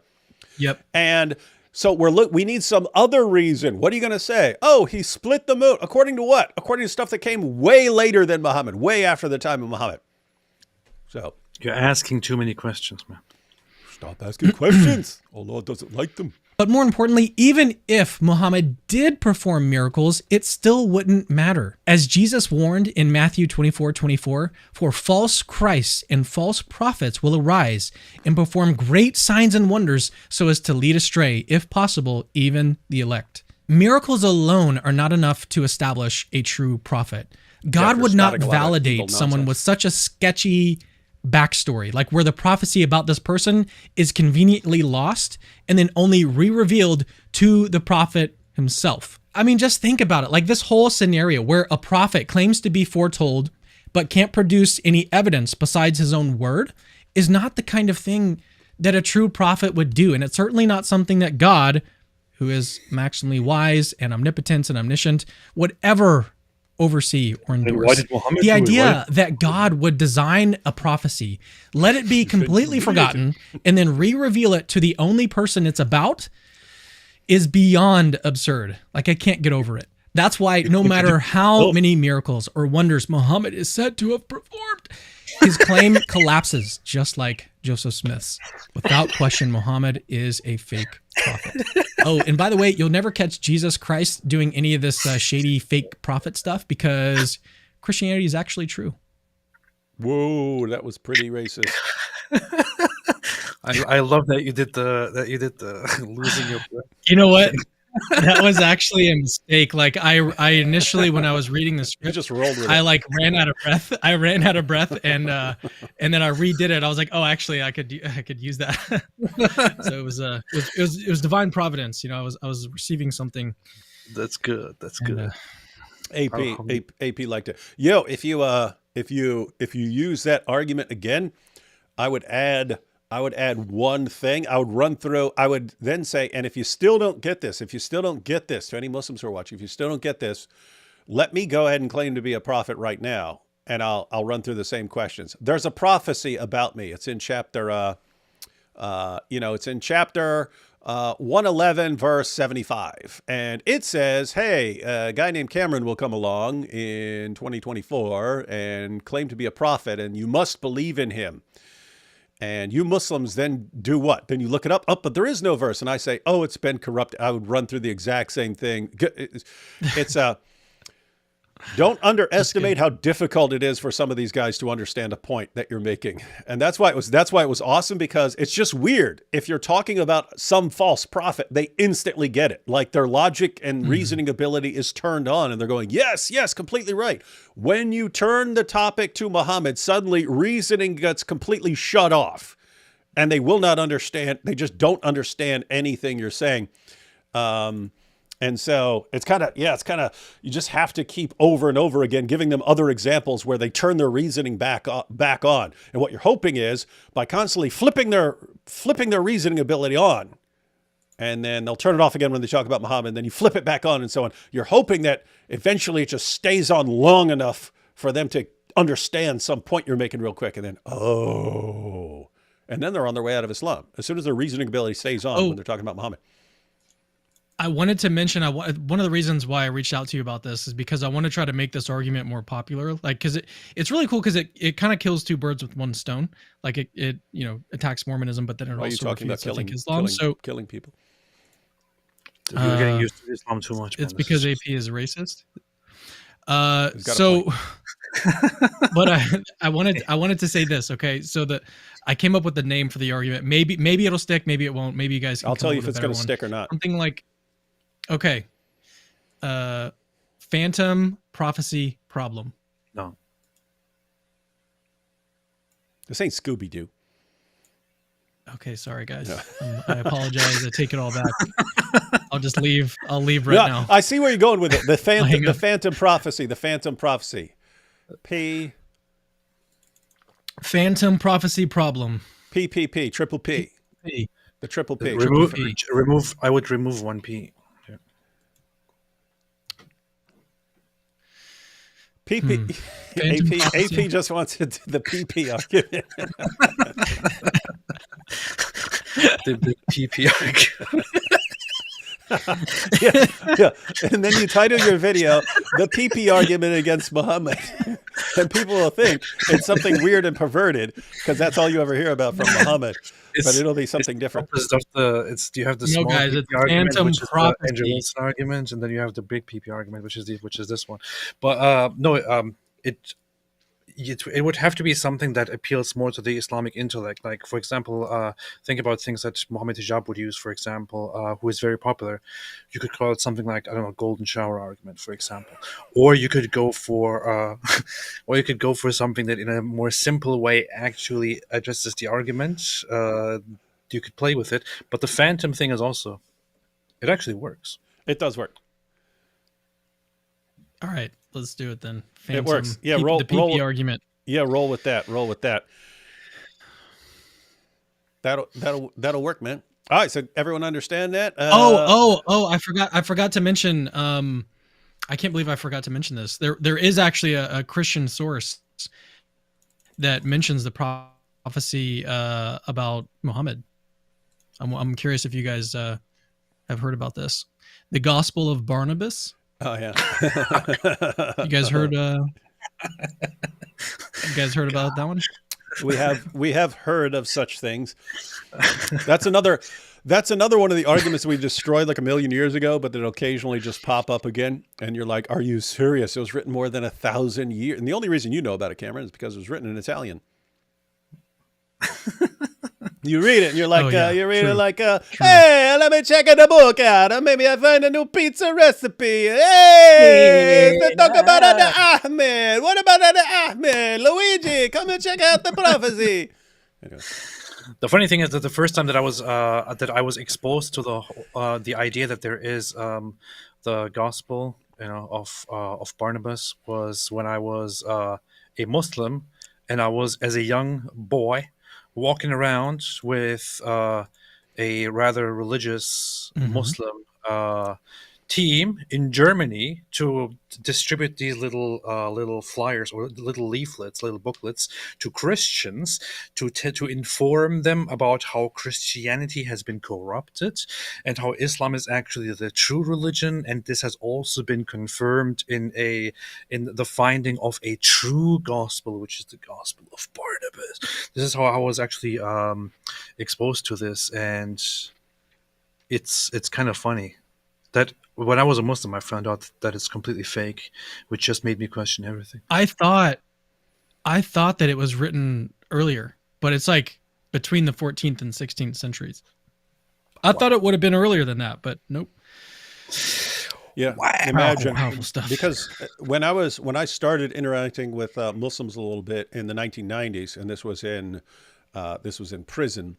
But they had tons of Dawa materials because Muslim Dawa centers are sending in piles of Dawa materials into prisons, and that was one of the main arguments, Gospel of Barnabas. And there's all these, they're handing out all these pamphlets about the Gospel of Barnabas and confirming Islam and so on. And then, of course, I would find out ways to look this stuff up, and every time it was just like complete nonsense. So those are my first interactions with Islam were, as far as arguments were concerned, was the Scientific Miracles, Gospel of Barnabas, and Song of Solomon prophecy. Muhammad is mentioned by name in Song of Solomon 5:16. All of these things I looked up, and I was like, every single time it's like, you guys just make stuff up. You guys just make stuff up like this. It's not like, I mean, like, so take a prophecy like Isaiah 53 or something like that. Like, Jews and Christians can both look at that and come to different conclusions. We look at that and it's like, this sounds pretty darn clear. He's pierced for our transgressions and so on. But you can kind of you can understand the Jewish perspective. No, this is talking about the nation of Israel and all the trouble that the nation of Israel, and we would point out problems with that interpretation. No, because whoever this is, it's dying on behalf of the nation. So it's not the nation can't be dying on behalf of the nation. It doesn't make any sense. But you can understand their interpretation doesn't sound insane, because there are multiple passages where it talks about the servant and refers to the servant as Israel and stuff. So you can kind of understand that. The point, it's not like that with Islam. It's not, oh, I kind of see where you're coming from. I disagree for these reasons, but I kind of see where you're coming from. It's you guys are liar. You're just making stuff up. You're just completely lying. And how did that become a thing in Islam? How did it become completely acceptable just to make stuff up and thump your chest and sound confident? Look at their founder. I'm in the book. How do we know? Look how confident I am. Look how confident I am that that I was prophesied by Jesus. Do you have any evidence at all that you were prophesied by Jesus? Look how confident I am. Which part of my confidence didn't you understand? And I'll kill you if you disagree with me. Oh, well, if you're gonna kill over this, you must know what he's talking about. And it's absolutely insane. And anyway. This is the thing. The religion itself, it doesn't have to explicitly tell them that it's okay to lie, but if the main figure, the guy who founded it, who also really liked to force people and really liked to fight and really liked to intimidate people all the time, when he made such claims about himself that are just so blatantly lies that you can fact check and you easily come to the conclusion that what he said is actually not true. However, you are so pressured by this religion, by this guy's teachings, to be afraid of this religion as well. So you can't just say, oh, I guess that was wrong. And if that was wrong, then the rest of what Muhammad said was wrong. And if the rest of what Muhammad said was wrong, then the whole religion was wrong. And if the whole religion was wrong, then I should be killed. So what you're left with is basically to somehow make it make sense, force it into making sense, force it into being correct, and you can only do that by twisting the truth and by lying. And this is how you establish a religion that allows you to lie. Which was very racist, I know, and thank you. I know. That's what literally every person who just heard that was like, gosh, does he ever stop with the racism? With the complete racism. It was very Islamophobic as well. Yeah, Cam. So I think the argument works. The couple modifications I would have mentioned, you kind of are already mentioning them and so on. Again, I would tack something on it. You could keep it short at the end as like a to bring them back to the point. But you don't have to claim to be a prophet. You say, imagine someone comes to you right now in our time and says, hey, I'm a prophet. And you say, why should we believe in you? You say, oh, because Muhammad talked about me. And your response as Muslims would be, what are you talking about? Muhammad's the final prophet. And this guy says, no. Muhammad actually said, oh, I'm the last except this one guy who's going to come after me and he's going to be a prophet and so on. You say, oh, where's this? And it's in the Quran. And you go to the Quran and that reference isn't even there. And just run through those same questions. But like force them to think, why would you reject this guy? Would you believe him just because he's saying it? And if you look and the prophecy that is supposed to be there, you can't find any record of it. And he's saying you have to just trust him. Would you believe him? If not, why? Why would you not believe him? And then if you can actually make them think, why would I not believe a guy who's saying there's a prophecy about me that I can't find and it is completely gone and I just have to take his word for it? Oh, and then you conclude with, now you know how we feel every time you say Muhammad's a prophet. Yeah, but, I'm not used to this. I'm not used to having to break it down to these atomic levels. Yeah, you usually talk to people who have like some level of background in like philosophy and critical thinking and logic and so on. And so you don't have to, be extremely. And what you might want a couple different versions. You might want the extremely dumbed down version of the argument, and then like the regular version of the argument and stuff like that. But yep, that'll work. It's pretty racist. That'll work. All right, guys, let's jump on some super chats. Cam, I don't know what sort of free time you're dealing with. You didn't say. I said we'd go through your video. So if you have to go, you could take. If you want to stay and hang out and take questions, and some of the questions may be about your video. So totally up to you. We said we'd go through your video, but I didn't know. I know me and AP. Yeah, I can. Yeah, I can stick around maybe another 15, 20 minutes. All right, that'll work. Let's go through as many super chats as we can. Some of these are from earlier when we were even watching other stuff. Why the fudge is this pedophile holding a teddy bear? That was obviously in the... But I mean, it is creepy when you're hearing all the Daniel Hakikachu types. And yes, it doesn't matter if she's 4. Even if she's an 11-month-old, you would have to get parental consent or something like that. And then they're doing Dawa, literally holding teddy bears. Like, what's next? Like, I was thinking, oh, they'd be holding a puppy, but they don't like dogs. So teddy bear's the next thing. Hey, kid, hey, like, what's next? Like, come, listen to my Dawa. I give you candy. Come on. Bunch of freaks. Anyway, how do you treat LDS elders at your door? Debate? I'll just give you my. Oh yeah, go ahead, and then I'll give my little experience. No, I was just gonna say I've only had one run-in, and I didn't really talk too much with them because he was he's like a pest control guy, so he was like servicing my house for bugs, and I didn't spend too much time talking to him. So he didn't come to my door like trying to evangelize or anything like that. We just started talking. I think I started telling him about my channel and stuff, and then got into a conversation about religion. So that's been pretty much my only interaction. But what I'm going to do the next time Mormons come to my door is bring up this argument, and I'm going to see how it goes. I'm going to see what they have to say in response to it, because I don't think that they may not even know that there's a Joseph Smith translation because it's so difficult to find. So it'll be interesting to see what happens, though. That's also another issue because you just brought it up, that we tend to think, oh, if I bring something up, people are going to know about it. And no, lots of people don't know about stuff in their own religion. And so you may be the only person. I'm talking to the people in general here. If the Mormon knocks at your door and you were to bring this up, just keep in mind that person may have never heard of any of this before. And that's an interesting situation to bring in, because when you actually pull it up, look, here's the Joseph Smith translation. You familiar with this? No. Really? I wonder why. And then you're looking for, I call it a light switch moment, but there's like this light switch, like, why am I hearing this from this guy and not from my leaders who train? Why did no one ever bring this up to me? Why am I hearing it from this guy? And then the light switch moment is, what else did they not tell me about? And what else is there that I don't know about? And that's a person who might be on his way out of Islam or out of Mormonism or something like that, because there's a reason people keep information from other people. My interaction,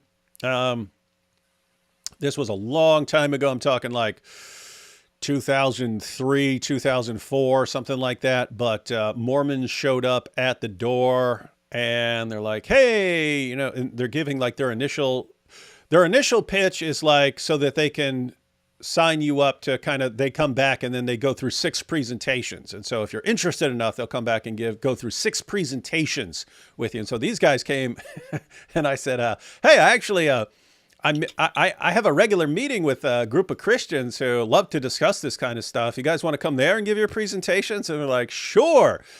So this was we had a weekly apologetics meeting and stuff, but none of us were really focused on Mormonism. So we said, hey, our only request, we will sit here and listen to your entire presentation. We just get to ask you questions about it. And they're like, fine, that's great. And so they came over. We were really, really nice. We'd have refreshments and so on. They would go through their presentation. We would ask them questions about it. And it was interesting because there were two guys. One of them, when we started raising criticisms or challenges or something like this, you could tell his eyes would gloss over and he's clearly zoned out. The other guy was clearly like, yeah, I don't really know about this. I'm going to have to ask. I'm going to have to go back and ask. But he was clearly thinking about it. And that happened week after week. One guy would his face would go blank like he's not paying attention. And the other guy is clearly thinking about this stuff. Anyway, after the 4th meeting, they didn't come back. And then we tried to get a hold of these guys. And then they shipped those 2 guys somewhere else. And then we found out that that house was kind of marked, and that they will mark you as don't go to this house. And it's based on my limited interaction, seems like, okay, these people are going to be asking too many questions and raising too many challenges. So don't go there because these young, elder 19-year-old may not be ready for this stuff. So anyway, that's my only experience. But yes, I would encourage you to have some discussions and to raise some important questions, and to, even if you're not familiar with Mormonism, you can learn as you go. And that's how it is perfect when they set up for multiple meetings. It's perfect to be able to sit there, listen to a presentation, take notes on it and so on, and then say, hey, this, I'm not familiar with this. Would you mind if I looked into some of this and asked you questions next time you come back? They're going to love that. They're going to love that because they think you're going to find that everything they're saying is true because they've never researched this. And then when you come back, and then when they come back and you've got some questions, hopefully you can make them think a little bit about the stuff. What is this? What is your favorite Pokemon? AP and D Wood. AP, I keep asking this and then I always forget. Is Pokemon a specific thing, or it's anything? There's a bunch of Pokemon. Is there an actual thing that's called Pokemon? It initially came out as a universe of these 150 different creatures that are all called Pokemons, and they all have different names. So that's like a race. Yeah. Of things. And then there's no, just to be clear. So because I'm going to try never to forget again this time. But every time I see Pokemon, I'm thinking of like some fat thing that's like a fat cartoon character that's Pokemon. One thing that you might have seen quite frequently is Pikachu, which is that yellow cat-like. To be clear, there is not one character who's called Pokemon. There's nowhere a character called Pokemon. It's a class. Correct. Okay. Correct. All right. Now That's I know. true. What's your favorite Pokemon, AP? I don't know. I haven't decided yet. I have been thinking about this question since my childhood. I still have to kind of come to a conclusion on this. Hey, there's one called Charizard too, right? Yeah. The thing is, I learned. I saw that in an episode of Pawn Stars. I was watching Pawn Stars, and they were talking about that Charizard, and I was like, "What the heck is a Charizard?" But they were talking about Pokemon, so I was thinking that's something. So the Charizard actually evolves from a smaller one known as the Charmander, which I liked a lot when I was a little child. Embarrassing us. And the thing is, I also learned the names of all of these Pokemons in German because I grew up in Germany and watched all of it in German. But this is a very, very important topic that we need to go further into. Ich mag Charizard. Yeah. We could have a complete live stream about this sometime. Check out that video. Yeah, we could have a whole series. We could start a whole new Pokemon channel about AP's. Anyway, check out that video. Masab Hassan Yusuf crushes woke guy. Islam is not a religion of peace. It's a mental illness. It's funny. I haven't seen that. That's pretty funny. Not sure you're familiar with this, Cameron, but if you think we're dialed up, you should listen to Masab Hassan Yusuf. He's a son of the Hamas. He's the son of the founder of Hamas. He's raised in Hamas, and now when he criticized them, he's significantly more brutal than other people are. That's what they do. Let's see. TT Dawa target HS. TikTok Dawa target high school age kids. Also, local mosques do Dawa outreach at campuses nationwide, targeting college age kids. Tell your kid before a da'i meets them. Yes, guys, I'm not kidding. This is like they understand the avalanche of apostasy. They're in full on panic mode, and they are really, really, really dialing up their Dawa to young people and anyone they can find who is not completely ignorant of the Dawa script, which means you've got to be equally relentless in exposing Dawa. Wrote a rap song on your most recent community post. Really? My most recent community post? Beast. I will check that out. How dare you compare the prophet to Muhammad? AP, you son of Laman. What is that? Laman? What is that? Is that a Mormon thing? I don't know. I've not heard of that. Is AP playing video games right now? What's going on? Hey, look at the account. It's Elder Mike Winger, Latter-day Saint. Elder Mike Winger says, "How dare you compare the prophet to Muhammad, AP?" Oh, wait a minute. I just looked it up. Laman and Lemuel. In the Book of Mormon, Laman and Lemuel are the two eldest sons of Lehi and the older brothers of Sam, Nephi, Jacob, and Joseph. Interesting. David, watched your debates with Mojab and Jay Smith. Mojab was just a jerk, while Jay Smith kind of convinced me. Sorry, Dawood, still love you, but you know. I mean, I pointed this out in the debate. If since you don't have early sources on Muhammad, you have a bunch of late sources, you can kind of say whatever you want, and you have to rely on secondary historical principles. But your interpretation is going to come down to how much confidence you have in those secondary historical principles. Something like the principle of embarrassment. I put a lot of emphasis on the principle of embarrassment. Other people don't, but guess what? There's a degree of that's subjective to a degree, like how much confidence you put in different principles and so on. So you can have different confidence levels in certain principles and so on, and come to very different conclusions here, because there's a big gaping hole where there should be a bunch of evidence about Muhammad, and it's just not there. It's just not there, and it kind of allows you to come up with a bunch of different theories. But one of the theories of people like Jay Smith and Robert Spencer is it's just made up. That's what they do. Islam preaches that Jesus will come back and join the Mahdi and fight Gog and Magog, which were trapped behind a wall by Alexander the Great. Mashallah, it's true. This is actually true. Cameron, if you want to look into an underrated issue, Surah 18, you have the story of Dhul Qarnayn in the Quran, which it's clear that it's Alexander the Great, because it's just the story is taken from the Alexander romance legends and stuff. These are fictional accounts of Alexander the Great, but so the stories in there, they're taken from the Alexander romance, but he's presented as a devout Muslim, and some Muslims today say that's not talking about Alexander the Great, you liar, it's talking about someone else.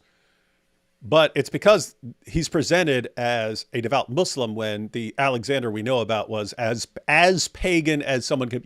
It's impossible to be more pagan than Alexander the Great was.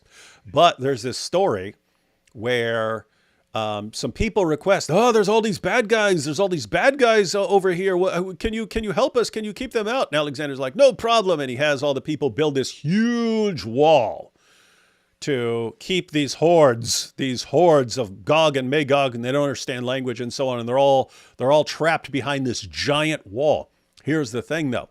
You have all these passages elsewhere where Muhammad's talking about this, where it's going to be one of the things that happens at the end times is that all these hordes break through the wall, and they come out, and there's this big war. What's that mean? It means that giant wall with these literally billions of really weird people are hiding behind there, are stuck behind there, and they're trapped, and they're sitting there, let us out. Oh, no! They're trapped behind there. And so it's like, according to Islam, there's still this wall somewhere built by Alexander the Great, filled in between two mountains, and there's billions of these people behind it, waiting for the end times where they're going to finally bust out. And it's like, are you serious? It's Also, Muhammad said, according to multiple reports, he said that the wall is being dug right now, and there is a huge hole in it. They are about to break out. So the wording is that this is in what, Surah 18? Yeah, Surah 18. They're about to descend and about to attack. He says, "Woe to the Arabs for what is about to happen to them." So this is what he's saying. By the way, Cameron, I'm just thinking of your kinds of interest. This isn't really like philosophical interest, but this is like historical stuff. Surah 18 is filled to the brim with all. That's where you have the sleepers of the cave in Surah 18. You got stuff with Alexander and so on. You got all kinds of stuff. Endless problems. Learn Surah 18 well, and you will have endless videos, I say. Okay. Let's see. AP One of my growing favorite up. things is just to read the Quran out loud. AP growing a beard after Nasrallah has been whacked. Yes, Yeah. AP is trying to get recommended as the new, because no one else is going to want the job, so AP is going to get it because of his beard. All he needs is a good Zabiba. People are not really wanting it, so I'm kind of trying to get the position. I don't know. I sent in an application, didn't get a proper response yet. Who here says, AP, one confusion from yesterday. Did you actually say a bunch of guys were going from behind on Jake Shield? No, you said that, Hu Jintao. You always try to You always try to make everything disgusting and twisted on when AP's talking. The TikTok kid. Oh, really? Hey, because look, Caleb here says the TikTok kid is a 19-year-old famous da'i in Chicago. That's interesting because there were parts of me like, is this a parody? Is this someone trying to make this sound as stupid as possible? But apparently he's known as a TikTok da'i. Seriously, the guy just looks and sounds severely mentally ill. He sounds like he has big problems. And really creepy with that teddy bear, man. Yeah. I see a grown man with a teddy bear making videos for kids. I'm like, oh gosh, man. I'm getting my gun. Yeah. LDS, magic underwear, Islam, leather strap of the anus. That is true. I don't know if you're familiar with that. But yeah, Cameron. Muhammad said I've heard it one too many times. Okay, there you go. Book of Mormon is the Book of Mormon is less than Muhammad's boom boom room. That's true. That's true. We still have never had the ultimate showdown of Joseph Smith meets Muhammad in the boom boom room, but we shall. What is this? Evidence. What is this? Evidence. Where's your iman? Shake your booty. Have you seen the book? Have you seen Book of Mormon? Zelda, by the way. Oh yeah, Zelda. Yep. Zelda. We actually just bought tickets to go see the Book of Mormon. Yeah, it sucks because I lived in New York for like 13 years and I never went and saw it. Someone else commented. Someone was like, "It seems like with Mormons you're like punching down." Where that's how I feel. It's like I don't want to be mean to these guys and go watch it. Anyway.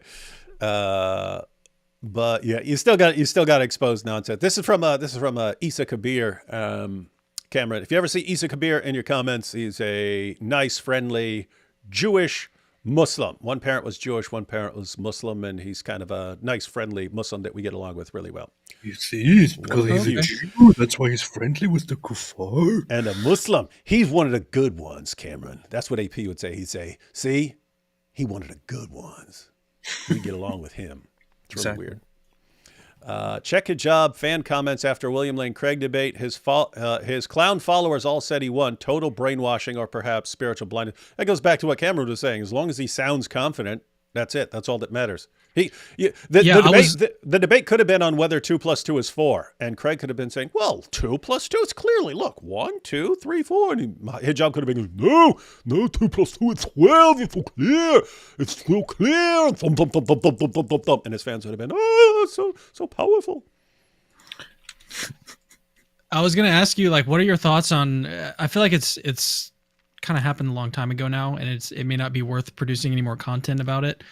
But I was thinking about going through like one of the arguments that they discussed and just looking at the back and forth. And it was an eternity ago. It was so long ago. It was like, who even remembers that now? Yeah, it was so long ago. It's ancient. Well, creating that kind of derivative content, like it wouldn't get as many views as the actual thing itself, I wouldn't think.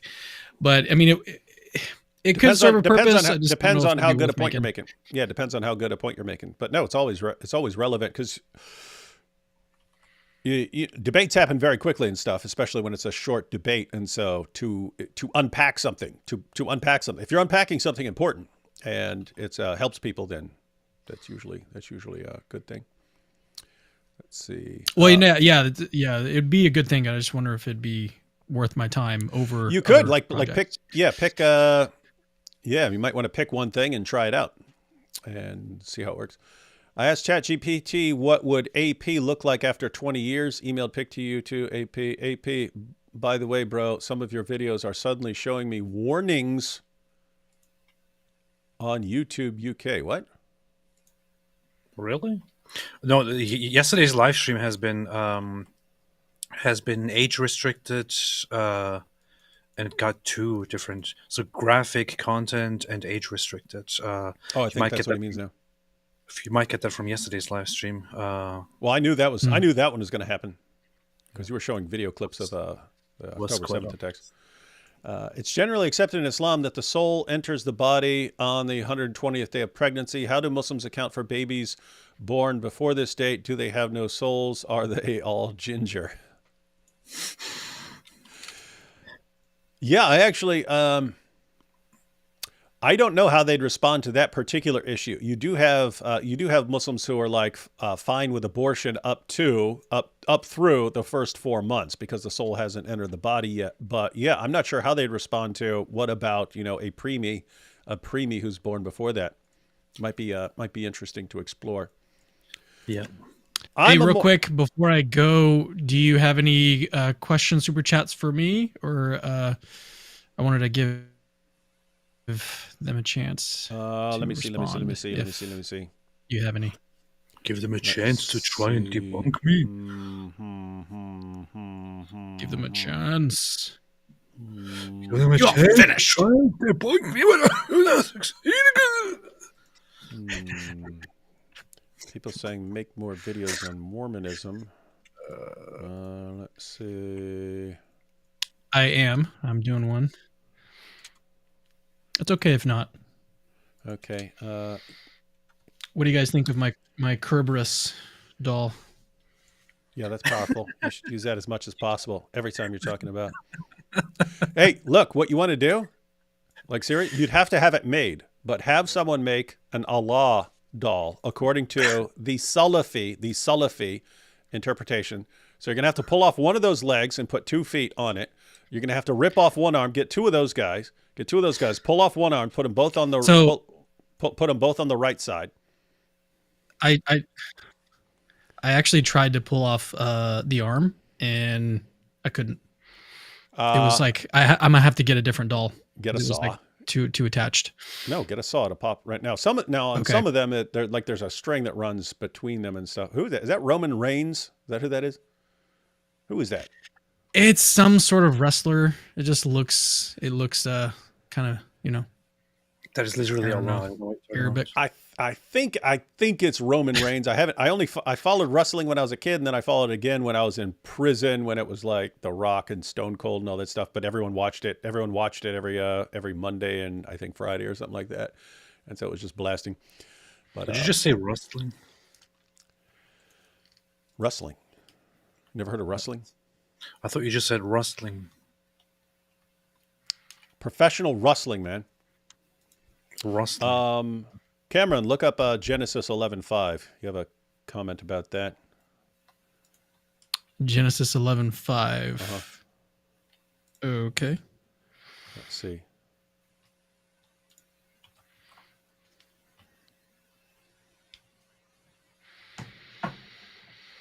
You got that?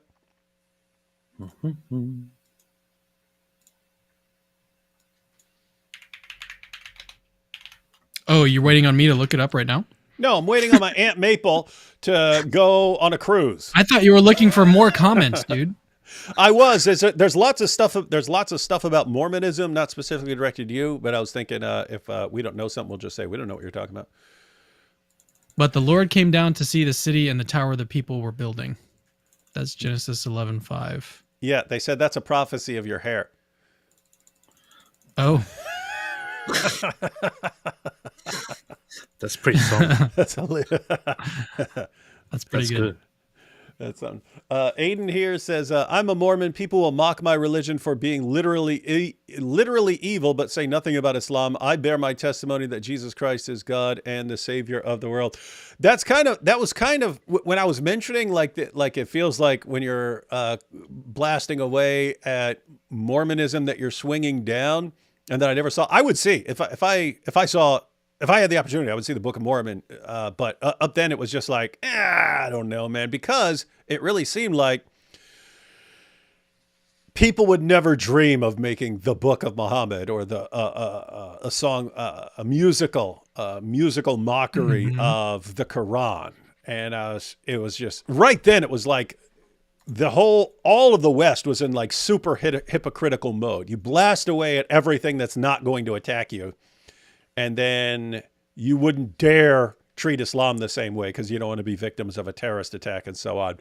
But yeah, Aiden. So we're all in agreement here that Mormonism is not true. Joseph Smith is a false prophet. With that said, people should be really, really concerned about Islam significantly more than Mormonism.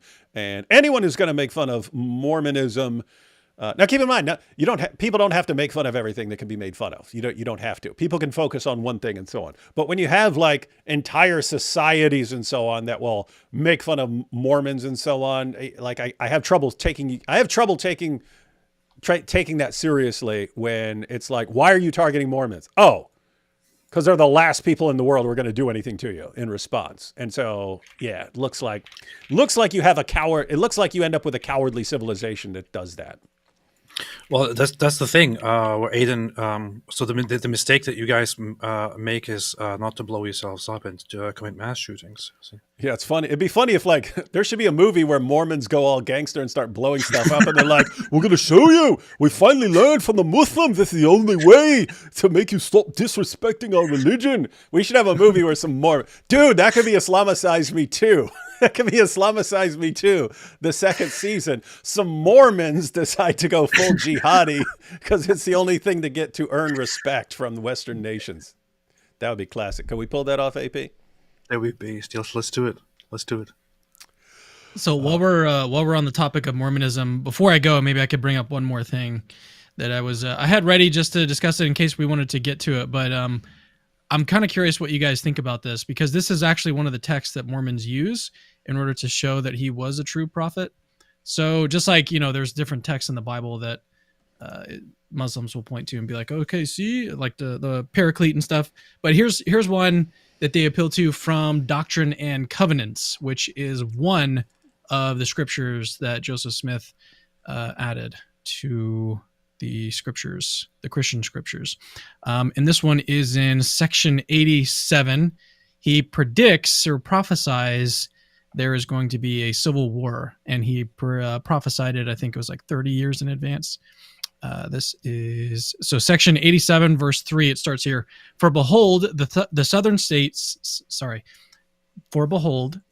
states shall be divided against the northern states, and the southern states will call on other nations, even the nation of Great Britain, as it is called, and they shall also call upon other nations in order to defend themselves against other nations, and then war shall be poured out upon all nations. You see? What do you think? Does that prove that Mormonism is true? Yes. That he was a true prophet? I have to say, It's more powerful than any prophecy I ever heard from Muhammad. Well, I think it's there is no question. It clearly is the proof that Mormonism is true. Yep. It actually is like an argument that Mormons use. So is there a problem with it? Is there a problem with it, or is it just completely airtight, as you've made it sound? Because you just won like 15 different converts to Mormonism based on that. People just converted into Mormonism in the chat in masses. You don't even realize it. It is airtight, watertight. Okay. You heard it here, folks. Cameron Bertuzzi is now a Mormon. Okay, good. We're all in agreement. So David is going to change his underwear. channel into a Mormon channel soon. Mormon Apologetics Roadshow. It's going to be called Genesis 50:33 Apologetics. Alhamdulillah. How beautiful. Powerful. All right, with that, I'm out of here. All right, man. Catch you On later. that note. Anytime you are having an All right. argument, See you guys later.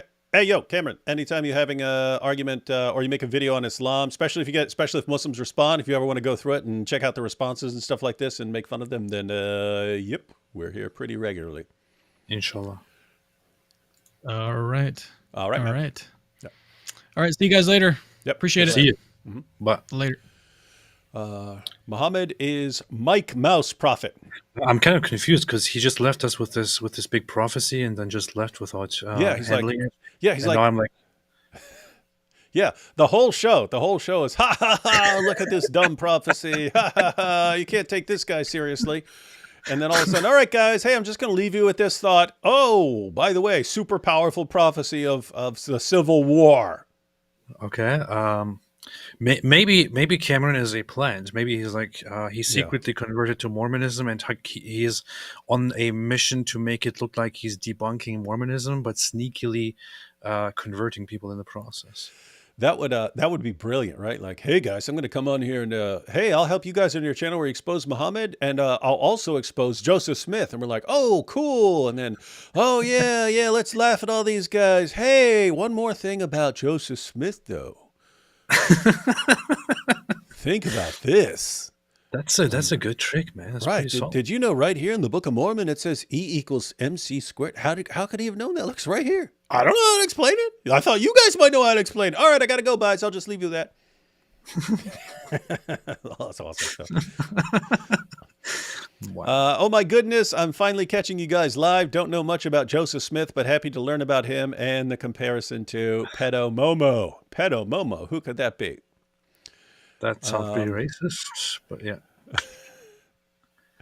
Let's see. Travis here. No comment. Thank you, though, Travis. Oh, he left one. Just have smiles to Jenna. Leave a hickey on your forehead as a Zabiba. Yeah. That would be funny. Ali Dawa. Hey, smiles to Jenna. While you're feeding me these grapes, can you leave a hickey on my forehead so I has a Zabiba? Yeah. Then people will take my Dawa more seriously, isn't it? Yeah. I was on Instagram and saw a post about honoring the martyrs of October 7th on my coworkers who's part of the queer community story. Scary time. So, Queers for Palestine showing videos honoring the martyrs of the October 7th terrorist attacks. Scary times indeed. We should discuss this tomorrow, AP. Imagine there was a trend 1 year after 9/11 of people praising the martyrs of 9/11. Mm-hmm. And yeah, now you did have that, but they usually tried to keep that stuff quiet, right? Like there were videos where they'd get caught behind closed doors inside the mosque and stuff. But then imagine that you had all these other groups like Queers for 9/11 and stuff like that. And yes, you see, we're super gay and we love these terrorist attacks. Be like, what the heck? What sort of mental illness is spreading in the world? exactly. Wow. Let's see. Is it likely that Muhammad and Joseph Smith were influenced by Nephilim spirits? Also, David and AP, is there a chance you might interview Albanian cartoonist Bosch Faustin, who has a fatwa on him? Oh, I don't know him, but I've known of him and like his artwork for years. He won that cartoon contest down in Texas. That was what Islamicize Me was based on. So if people didn't follow all the way to the last episode where he explained it, Islamicize Me, the series, was based on a true story. Vocab, who's in Islamicize Me, he was friends with one of the guys who went and attacked that cartoon contest. And two guys. It was actually three. One of them didn't go. But two of the guys actually showed up and were killed on their way. A cop caught them and they got into a little gunfight there. And these two guys got killed, but they were about to go into the cartoon contest, guns blazing. Based. And as for the I don't know if Bosch Faustin wants to come on here, but I don't know if he does shows and stuff like that. But I'm actually, I follow him. He follows me. The thing is, I until very recently, I didn't even really know who that is, but he has been interacting with me and commenting on my stuff. And then I was like, who is this guy? And then I suddenly find out, wait a minute, this guy has a big history of offending Mohammed and getting all kinds of death threats and being in danger. So I should have known about this. I don't know why I wasn't aware of it. We could do that, totally. Yeah, and I mean, he's pretty hardcore atheist, so I might be a little too Christian for him or something like that. If he wants to jump on with us, that's cool. But AP, you could always do a show with him and go through some of his artwork and stuff like that. I'm announcing to you here, if you would prefer not being with a Christian, it does not hurt my feelings that I do not have. Alhamdulillah. Lucid says, oh, as for the Nephilim and stuff, I don't, you'd have to ask someone else about that stuff. Funny enough, I was going to suggest the other day you expose the fake prophet Joseph Smith, but D-Wood always says, I don't talk about cults. That's for other YouTubers. Yeah, it still is. So chances of me like really studying Mormonism and going out to expose it, pretty slim. Pretty slim. I'd have to get like some sort of like command from God to go after it or something like that. But yep, hands are pretty full. But if someone like Cameron is actually connecting it, I'm totally fine. And I might do this in the future. If it's connected, if you're, sort of evaluating Joseph Smith to explore principles for how you examine a person who's claiming to be a prophet and then applying that to those same principles to Muhammad, then that's good. That's good. From my experience, most Muslims downplay terrorism or borderline sympathize with it, like saying, I don't agree with the KKK, but they do have a point. That's pretty much true. Yeah. And so even lots of peaceful Muslims who don't approve of terrorism, lots of people will, if you get in a conversation with them, they will be, yeah, but they kind of have a point. Yeah, you do have those sorts of situations. That's what they do. Yeah. Salami, eggs, and bacon, Brother David Wood. Salami, eggs, and bacon. That's pretty racist. Salami, eggs, and bacon. Salami, eggs, and bacon. Salami, eggs, and bacon. Matt says, you're talking about LDS. Our LDS owns the copyright. Oh, you're talking about like to their Bible? They actually have copyrights? Is that true? I don't know if that was a joke or that was true. The Bible. Joe Smith lied. He's a false prophet. Joe Smith lied. He's a false prophet. This proves Islam is true. You see? That is. Cameron's hair is mentioned in there. This was the comment from earlier. Cameron's hair is mentioned in Genesis 11:5. You see? It's the tower. And they've got AP's biggest fan there as the picture. Bill Rudder here says, Joseph Smith fails Deuteronomy 13:1-5. 2, Mormons don't worship Jehovah, who they believe is Jesus, not the Father. Yeah, they'd have a problem. Again, I don't know enough about it, but yeah, they'd have some problems. And the follow-up here from Bo Rudder, Revelation 22:18-19 warns against adding and taking things out of the book of Revelation. And the, Joseph Smith. And in the, Joseph Smith translation, Joseph Smith did both. Zachary Wright says, this creator is making some significant mistakes and unjustified assumptions. I'm a believing LDS. Could I come on giving my take on it sometime? On that particular video or that particular issue? Yeah, not at this particular time, but Cameron did say he'd be revisiting it. If you want to send me a message and actually respond to, because he's only really bringing up one point. He's bringing up the point about Genesis 50:33 supposedly containing a prophecy. So if you wanted to discuss that next time we're coming on, next time, if you ever see me announcing, Zachary Wright, that we're going to be discussing that issue again, because Cameron said he's going to keep pushing that. He wants to popularize that argument. And so if we're covering that again, send me a message and say you want to jump in and explain things. I'm sure it's a very convincing response. Why are you racist against even Mormons, man? You got issues. My favorite Joseph Smith false prophecy, the empty lot at Temple Lot. Joseph Smith prophesied a temple would be built there in that generation.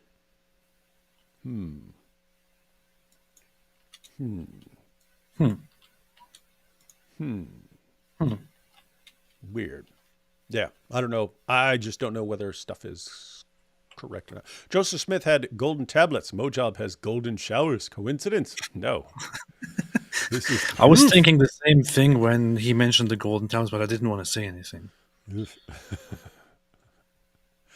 Well, it's good. It's good. Wait, so the one time you show some degree of self-control in what you say, then it gets brought up anyway? Yeah.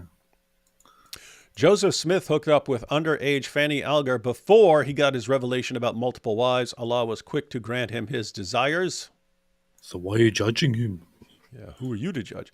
Caleb says, Cameron forgot 7:157. It's a crucially vital text. Yeah, but he was specifically focused on, like 7:157 doesn't give the content. 61:6 actually gives some content saying that Jesus made a prophecy and named him and gave the name. And so it seems like that's why he focused on that one. But Muhammad was prophesied, Revelation 19:20. Look that one up, AP. Muhammad What? was prophesied. What did you say? 1920. Revelation 19:20. 1920. And the beast. But the beast was captured, and with it the false And prophet who false had prophet. performed the signs on its behalf. Mhm. With these signs he had deluded those who had received the mark of the beast and worshipped its image. The two of them were thrown alive into the fiery lake of burning sulfur, or fiery lake. So you see, Muhammad did that with his amazing signs, which, according to him, was the mole. Look at the mole on my back. I've got Well, a here's the mole. thing, Only a true prophet could have such a mole. What? Of course, I know you mock Muhammad based on these What? Why? this whole idea that he had this mole and that was a great sign, but you just won't say anything about the fact that he also had a very compelling sign for his prophethood, which was the fact that he had the sexual strength of 30 men. It's probably his best argument. Yeah. Brian here says, looking in the wrong place, check the Mormon hadiths. Yeah, we'd have to go to the hadiths to find out more information. But Momo's moon was split by Diya. Mm-hmm. That joke almost made it into the Muhammad Meets Queers for Palestine, but instead I went through up on the roof. Could it be Prophet Muhammad was foretold in Deuteronomy 23:13? Go ahead and check that out, AP. Prophet Muhammad was foretold in Deuteronomy 23:13. Hey, that was my joke. I made that same joke. Did you? As part of your equipment, have something to dig with, and when you relieve yourself, dig a hole and cover up your excrement. Mm-hmm. He was prophesied at the end of this verse. Yeah, you said it. That's what you said. Yeah. I remember it. You said he's at the very end of the verse. AP wants to play with the pee-pee argument.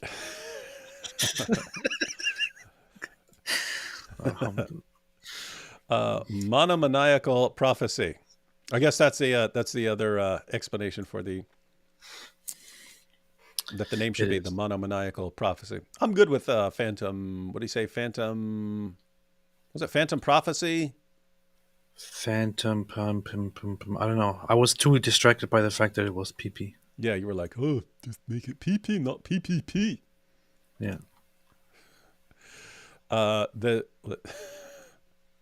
John 8:32. The true preserved gospel, you mean? Yes, the true preserved gospel. Let's see. Prison story time. Tell us about Sean the Snake. It wasn't Sean the Snake. It was Zach the Serpent. It was Zach the Serpent. Sean the Snake. What the heck is Sean the Snake? She's talking about. Sounds like it's based on Shaun the Sheep, which is a cartoon. I still have. I need to find it, but I have that. I saved that. I saved because I brought home all my. I had stuff in folders and stuff like that, but I still have that. But yeah, it was Zach the Serpent, and the quick version is there was all the different main religious groups had a bulletin board. In the cafeteria area. Christians had the best one because they had one that's right beside the line in the cafeteria where everyone has to walk. So everyone who's going to get food has to be at some point right beside this Christian bulletin board. To keep it from being defaced, it was actually inside a case with plexiglass, and there was a lock on it. And the guy who had it before I controlled it was Murthan Satterwhite. He was a former Nation of Islam guy who became a convert to Christianity. Anyway, he put up, and it was literally this big. It was a little piece of paper. And all it said was, there are many false paths, and it said Jehovah's Witness, blah, blah, blah, atheism, and it said Islam, and that's it. But one true path, that's Jesus Christ. That's all it said on a tiny little piece of paper, and he stuck that on there. Anyway, Muslims surrounded him like, I forget what it was, 8 or 10 or 12 deep out on the rec yard. And they're like, what'd you say? What'd you say about Islam? Yeah. And, you know, we tend to think, oh, you know, you should not back down and stuff. Guys, you're sort of the leader of the Christian community there. That was the closest thing we had to a leader of the Christian community. You can't be slugging it out with Muslims on the on the rec yard and stuff like that. No, it's not good. Anyway, so Satterwhite actually took it down. He's like, look, this is not stuff to get in a fight over and stuff like this. I didn't have to say something about Muhammad on the Christian bulletin board, so I took it down. And so I said, hey, put me in charge of the Christian bulletin board. Put me in charge of the Christian bulletin board. And he said, okay. And I said, look, when they come to you, just tell them, I don't have control over that. That's David Wood. That's David Wood. And so I was ticked off. I was ticked off because they rolled up and surrounded Satterwhite. And so the first thing I do, I make this serpent head. And it's got the serpent, but he had like the swirl, like hypnotic eyes and stuff. So it's this giant serpent, and I made a neck, and he's coming out of the side of the bulletin board, but he's like this, and his tongue's hanging out. And then I put the words, and he said, Jesus was just a prophet. Trust me, right? And so anyway, I put that on the bulletin board. As soon as they saw it, they pulled up they surrounded Satterwhite on the rec field again. They're like, what would you do? What you told? You said you're going to take it down. You put up something worse and stuff. And he goes, no, that's David. David did that, right? And so I'm waiting. I'm waiting. I'm walking all over the ball. I'm waiting for these guys to surround me and stuff like that. I wasn't gonna swing, but if I wasn't gonna take it down either. I wasn't gonna take that down. So anyway, then nothing happens. And I get called into, keep in mind, I did not know why they weren't surrounding me. It turns out the leader, the imam there, had made them scared of me just because I had some discussions with him. And he had told everyone, whatever you do, stay away from David, stay away from this David guy, stay away from, he meant because I'm going to like expose Muhammad to them or something like that. But they took it as just stay away from David, and they follow orders. So they wouldn't go near me. So they still had to get it taken down. So they actually complained to the administration, which I don't know if you know prison rules. You don't complain about another inmate to the administration, but they had nothing else to do because they couldn't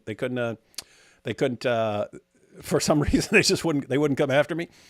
And so they went to the administration. So I actually get called into, I forget if it was the warden or the assistant warden or whatever, but he goes in there and he's like, I had the only key. To the lock. And he's like, hey, getting all these complaints about you, and you said something about Muslims or something on the bulletin board, blah, blah, blah. And he goes, okay,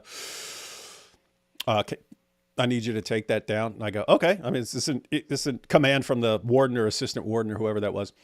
And so I go take it down, but then I put up a big sign and I explained that Muslims snitched, right? Muslims snitched and had the warden or assistant warden order me to take it down. So I called them snitches all over the bulletin board. And what was interesting was then you have a bunch of the young Muslims flipping out, and they're going and complaining to the older Muslims. Look what this guy's doing. He's calling us all snitches. And I heard that like the old school, the old Khan, when they went and complained to him, he goes, he's right. You don't complain to the warden. So they got put in their place by their own guys, Who's like, you don't complain to the warden. You either handle that yourself or you let it go. Under no circumstances do you go complain to the warden. Anyway, that's long story short, that was Zach the Serpent, not Sean the Snake. That was the character. It was, to me, it was still Sean the Sheep. Momo and Smith say horrible things about black people. No.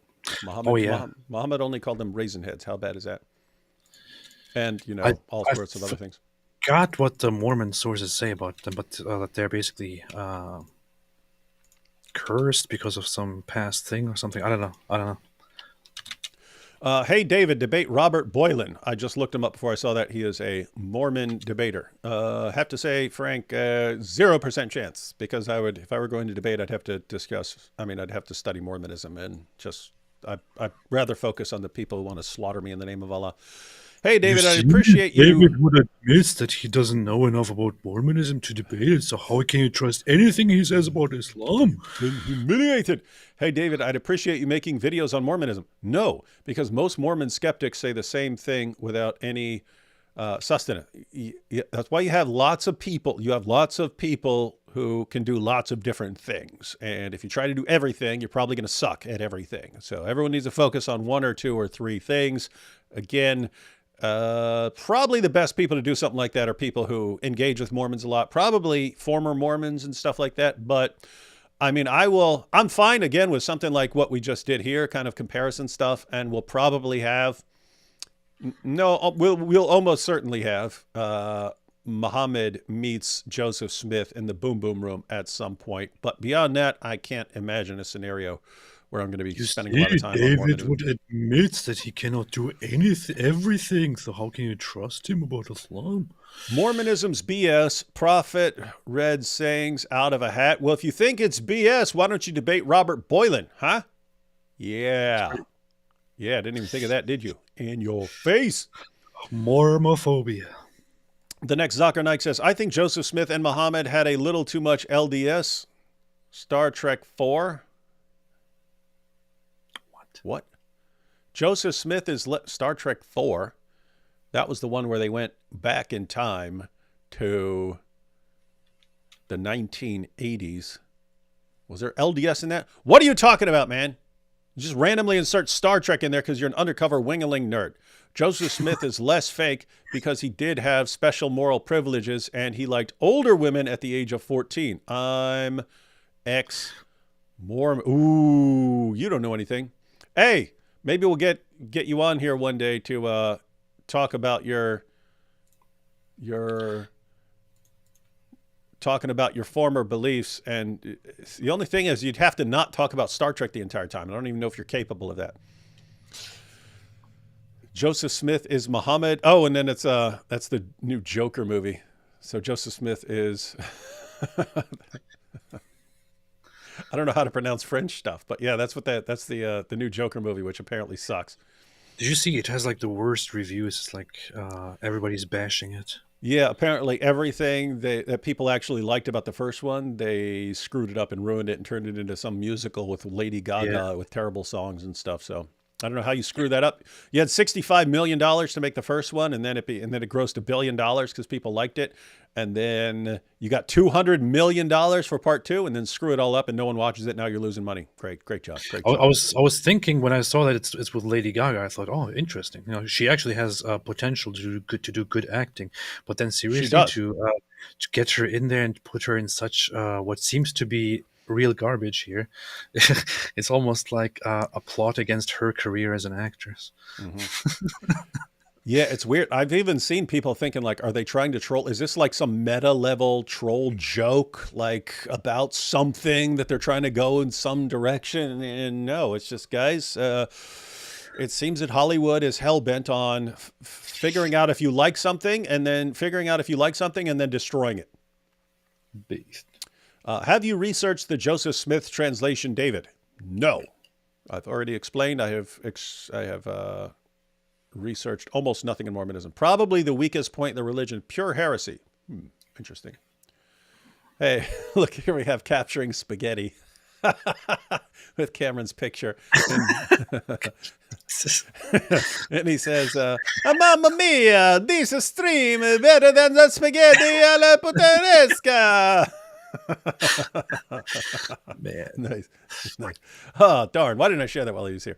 APD Wood. Mormons have a lot of kids. Is that not a good thing? They vote Republican, love America, and focus on the family. They are better than Muzzies. I don't know if you recall, but we were explaining, hey, Mormons are really tend to be really, really nice, friendly people who aren't harming other people much. How often does it need to be said? We don't have a problem. I personally don't have a problem with Mormons as a people.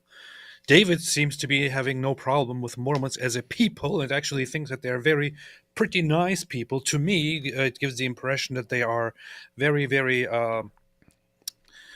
admirable people who seem to have some really, really good morals and really good attitudes and are kind.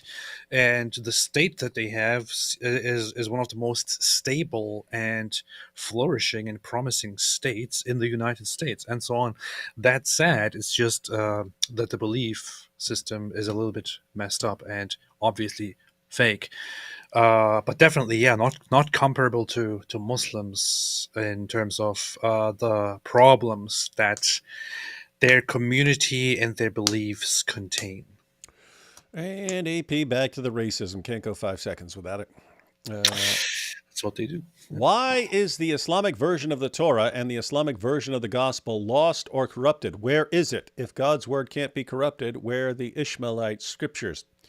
You're kind of bringing up multiple problems there. If you say that if God's word can't be corrupted, that's what the Quran says. No one can change his words and so on. But yeah, the Quran doesn't just mention the Torah and the gospel. It mentions revelation sent to various prophets and so on. So the question would be, where are these other scriptures and so on? As far as where is the Islamic version of the Torah and the gospel, that's an ongoing problem because the Quran says we have it. It says Christians have it. And Allah repeatedly says, I'm confirming what you have. I'm confirming what you have. I'm confirming what is with you. And so supposedly we have it. And so do the math because what we have doesn't line up with it. So they say it's been corrupted, but Allah says we have it. So it doesn't make any sense. What are you giggling yourself silly at? What perverted, weird thing are you giggling at? Well, somebody just in the chat mentioned that Mormons are a bunch of. I don't even want to say it because it's like it's using a stereotype about a certain Mormon practice that Mormons apparently have.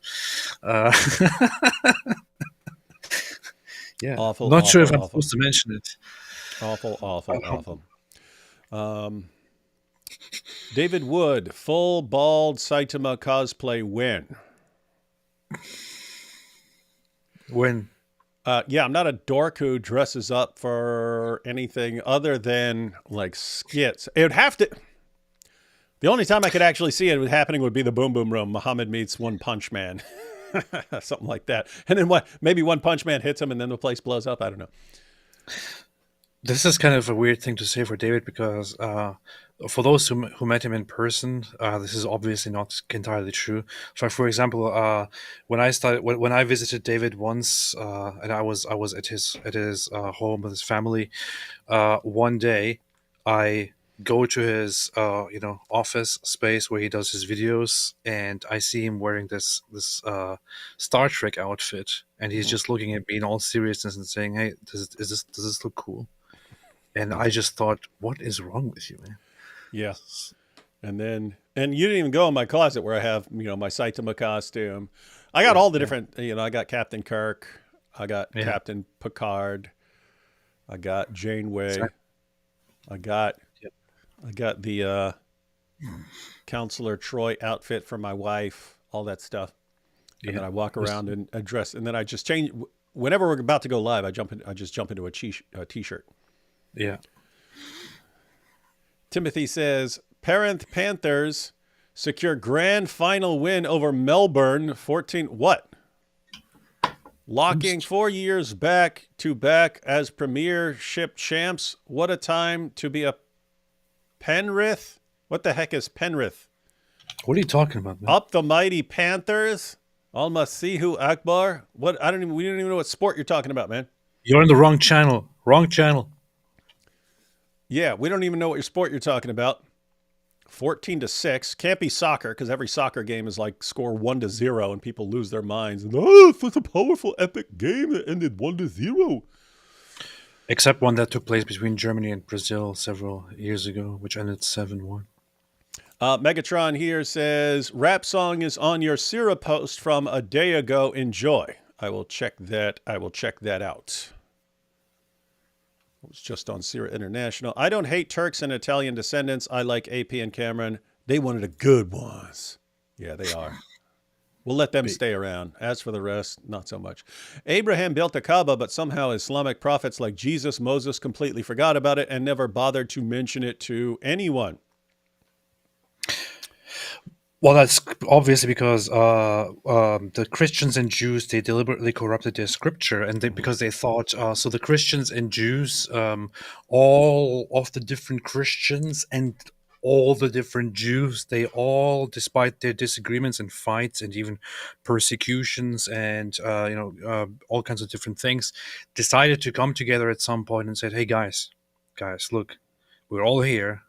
We're all here, all kinds of different strains and sects and clubs and denominations and so on. Jews, Christians, we're all here, and all the others. I know we all have major disagreements with each other, And I know sometimes it gets really rough between all of us, but don't you all agree that it is time to remove any reference to the Kaaba from our scripture? Mm-hmm. And then they all agreed to do exactly that.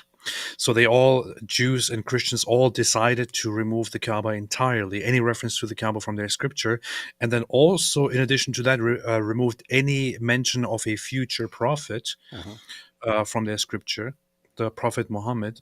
So they all agreed to that and then vowed to never ever mention this again. This is the big conspiracy that Christians and Jews agreed upon.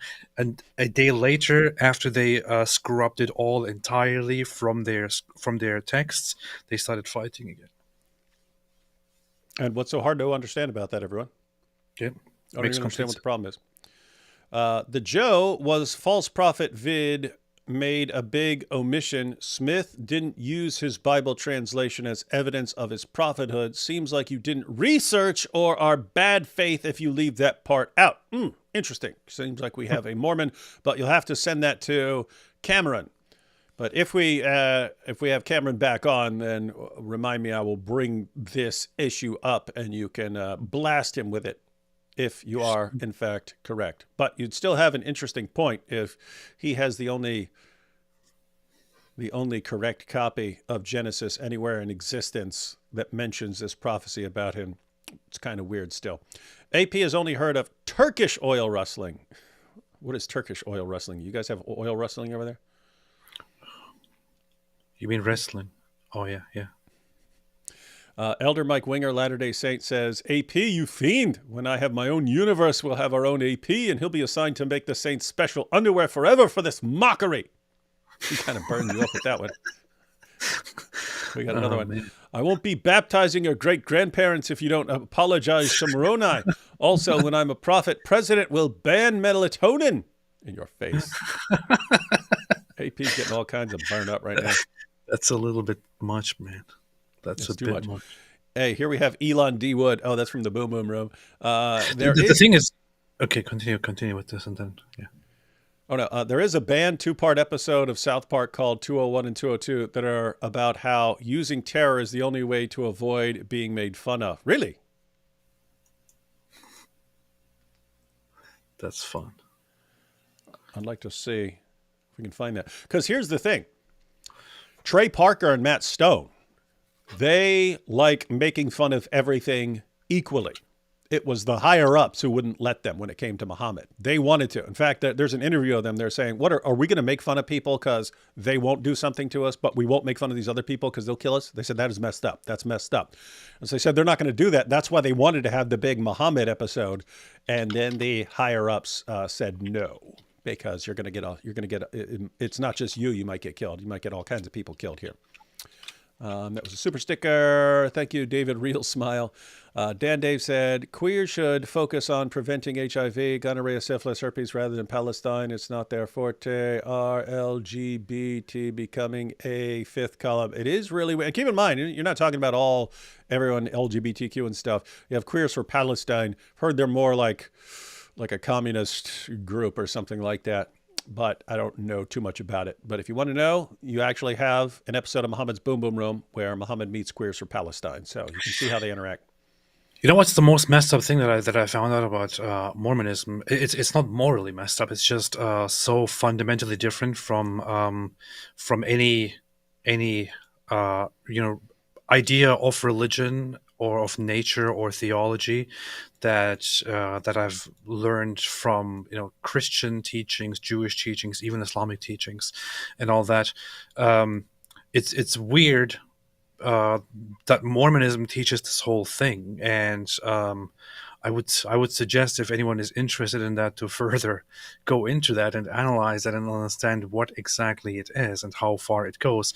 But this whole idea of eternal progression, where humans, where that God, the Creator, was at some point not as almighty as he is, but became almighty, and that all humans that all humans who exist right now as believers, as they continue living, can become increasingly more powerful, and that that the accumulation or progression of their power is without limit, and that all humans, or that a human can also potentially become a god in the future, at some point in the future, and that a human himself can then at a certain point reach godhood and start having his own planets and his own creation and things like that.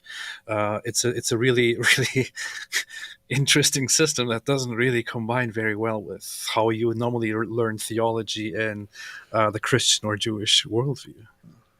But why would you make fun of that, man? It's interesting. It's interesting. Okay. It's an Okay, interesting then thing. just say interesting. You don't need to go into all details and make stuff sound crazy. Well, I would say it's interesting if you do a bunch of drugs and then think about it. It probably sounds kind of cool. That's true. Elderly grandchild of one that participated in Mountain Meadow. Look that up, AP. What is that? Mountain Meadow? Is that a Mormon thing? Mountain Meadow Massacre. Oh yeah, there was. Informed me and lent me a book regarding the massacre. Very eye-opening. I think that was the one where a bunch of people were traveling westward to find gold, and then the Mormons in their territory started slaughtering them and using even the natives as. Was that it? Let's see. Mountain Meadows Massacre 1857 was a series of attacks during the Utah War that resulted in the mass murder of at least 120 members of the Baker Fancher immigrant wagon train. Yes, that's exactly what I was thinking of. Where people were traveling or migrating through their territory, and whatever ensued resulted in mass slaughter. Followed by a cover-up and so on. It was pretty messed up. Did you see Tate's tweet against Jordan Peterson for being pro-Israel? I guess there's a quotation from the tweet. Maybe I'm crazy, but destroying JP feels easy. I pray JP finds right side of history. Yeah. I don't see Tate because I'm blocked by Andrew Tate, but Andrew Tate actually lecturing anyone on being on the right side of history. A guy who's about to might actually spend life in prison because of the new charges, which are like trafficking minors and stuff like that, and rape and all that stuff. Yeah, these guys. So. How these guys become role models. I hope he goes away forever for life. In fact, here's the thing. I still think that Jordan Peterson made huge mistakes with his approach to Islam and how he handled that whole thing. Well, just get a pen pal, eh? I think that he's totally wrong on so many things. That said, I acknowledge that Jordan Peterson is an extremely intelligent guy and I would say that he is somebody that you can probably describe as a genius, despite the fact that I have so many disagreements with him, even to such an extent where I think, okay, this take that he has is just really simply stupid. But that doesn't mean that the guy is extremely smart. And for an imbecile, like for a medically defined imbecile like Andrew Tate to come along and then say, oh, maybe I'm crazy, but destroying JP feels easy. It just shows once again that he's an imbecile. Yeah, I'll have to check out what they say on a burner account because I do like some showdowns between people like Andrew Tate and Jordan Peterson. Muhammad clearly referenced in the story of Balaam. Yeah, he's the donkey. Sir Jacob Prophet. Sir Jacob Prophet, are you sick in the mind? But though we or an angel from heaven preach any other gospel unto you than that which we have preached unto you, let him be accursed. Galatians 1:8. This is the proof. Yep, that is true. That's what they do. AP D. Wood, am I missing it or doesn't taqiyya work against Islam itself? Am I missing it or doesn't taqiyya work against Islam itself? What do you mean, like as a problem for Islam if you present taqiyya as a problem? Or do you mean like using taqiyya against Islam? I would say yes. just because I don't understand the question. Yeah, I'm not sure. I'm not sure either one. Taqiyya works against Islam as far as you've got a religion that promotes deception in various forms. It's not even keep in mind, that's not even the main thing that you have with the Dawa guys. Taqiyya is like, if you're in danger in some way, you can lie to protect yourself. And Muslims think, I mean, you have lots of Sunnis who think this is a Shia thing. No, it's in the Quran and it's in the Sunni sources as well. It was just used much more by Shias over time because they were typically outnumbered over the centuries. And so they would pretend that they're not Shias and say, yes, we're good Sunnis in order to protect themselves and so on. But it's also, you can lie about your intentions towards other group. So you have, this is where you have famous saying, we smile in their faces, but curse them in our hearts and so on.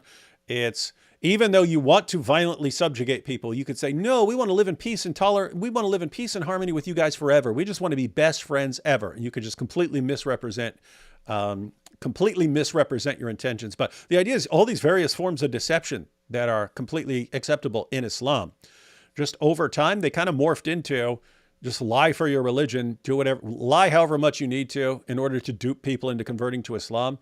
And it's justified in their minds because the idea is, okay, if I tell you 27 lies to get you to convert to Islam, but then you spend eternity in Jannah, you're going to be thanking me. If you get to spend eternity deflowering virgins because I lied to you, you're going to be thanking me for telling you all those lies. So I'll just go ahead and lie to you. So yeah. Eternal Vigilance says, thank you for exposing these false prophets. My mom was raised Mormon and she has some of the same issues understanding God that Muslims have. She's close to becoming a Christian though. Praise God and please pray for Rachel's salvation. Thank you. Good stuff there. This is so messed up. Somebody whoever earlier brought up the Mountain Meadows massacre. I read about this a long time ago. It was centuries ago, man. It was like 1 million years ago. I know, but the funny thing is, it all apparently arose because of a mistake, because of the whole idea that they might be invaded and a war might break out. I don't know, prophetic issues, territorial issues, and so on. Started attacking and fighting with this random group of migrants who were just going for wealth or a better life or business, whatever it is.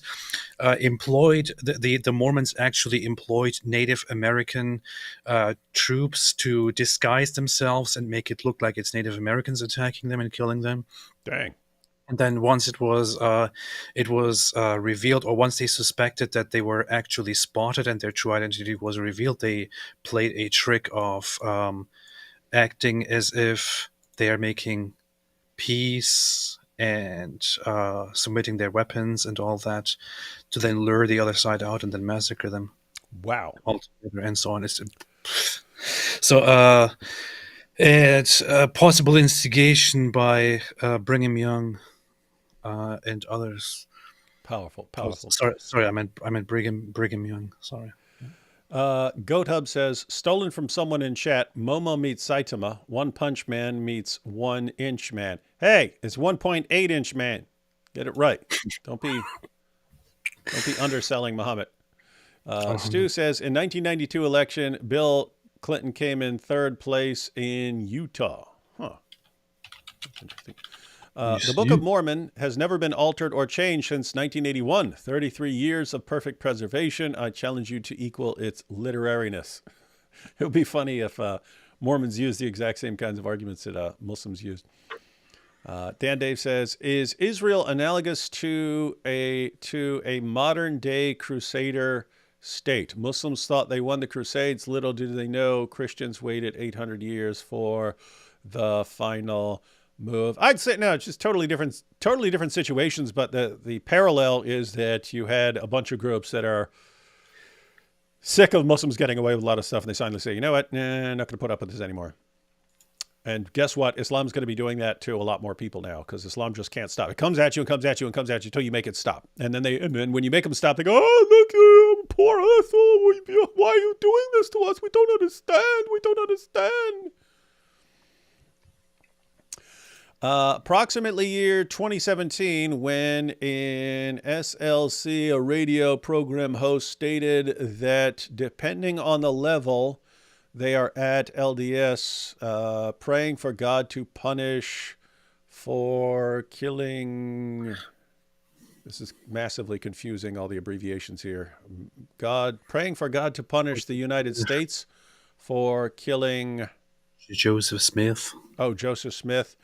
Pray for Latter-day Saints for U.S. all, John 3:16.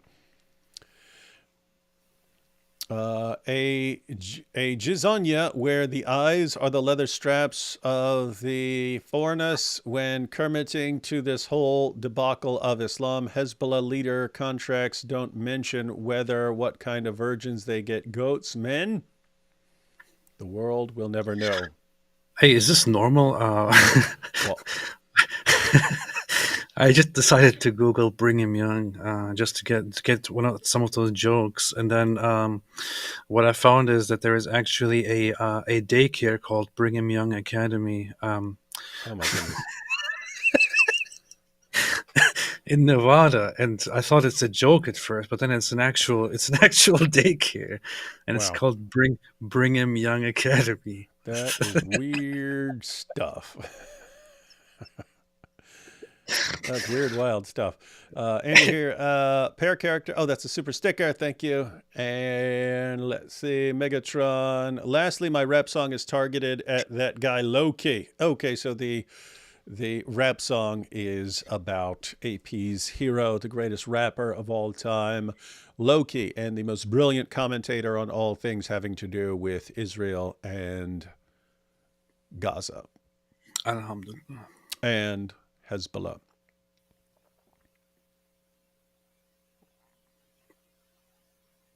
All right, AP, are you persuaded to convert to Mormonism or to Islam?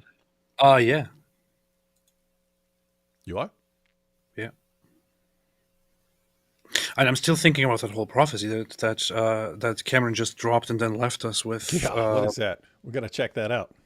Man, that's No, we got to check that out. We might have to do a whole show on that and get that Mormon debater on with us. my mind is blown. I have spent the last spent the last months and especially weeks kind of looking into all kinds of different things and thinking about, I don't know, spirituality and belief and the nature and theology and all of that.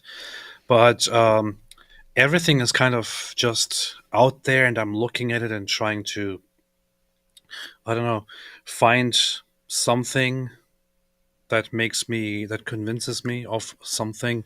But then Cameron just came here and just dropped this prophecy about Drop the prophecy bomb on you. Joseph Smith predicting, what was it? Joseph predicting the Civil War. That was it. Mm-hmm. And my mind is blown at this point. So all of the studying and all of the searching and all of that means nothing at this point. I'm just left with this bomb, and I'm going to look into that further. Yeah, if Syrian Girl were to see this clip, she would say, wow, did Cameron Bertuzzi just nuke the Apostate Prophet? Did he use a tactical nuke on the Looks on like the a Apostate tactical Prophet? nuclear strike, very clearly.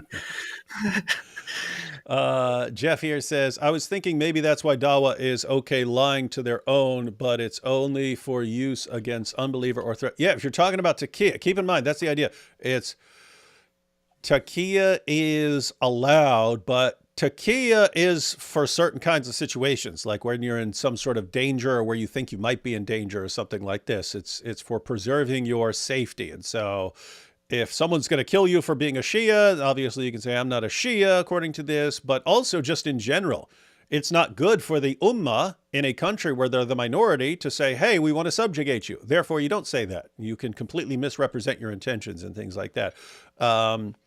But no, there's lying that's acceptable even to other people. Like Muhammad said, you know, if two people are fighting and stuff like this, or husband and wife, something like that, you can actually lie to reconcile believers and so on. So there are forms of lying that are acceptable even among believers. That's different from taqiyya. There's all sorts of different versions of acceptable lying in Islam, but it's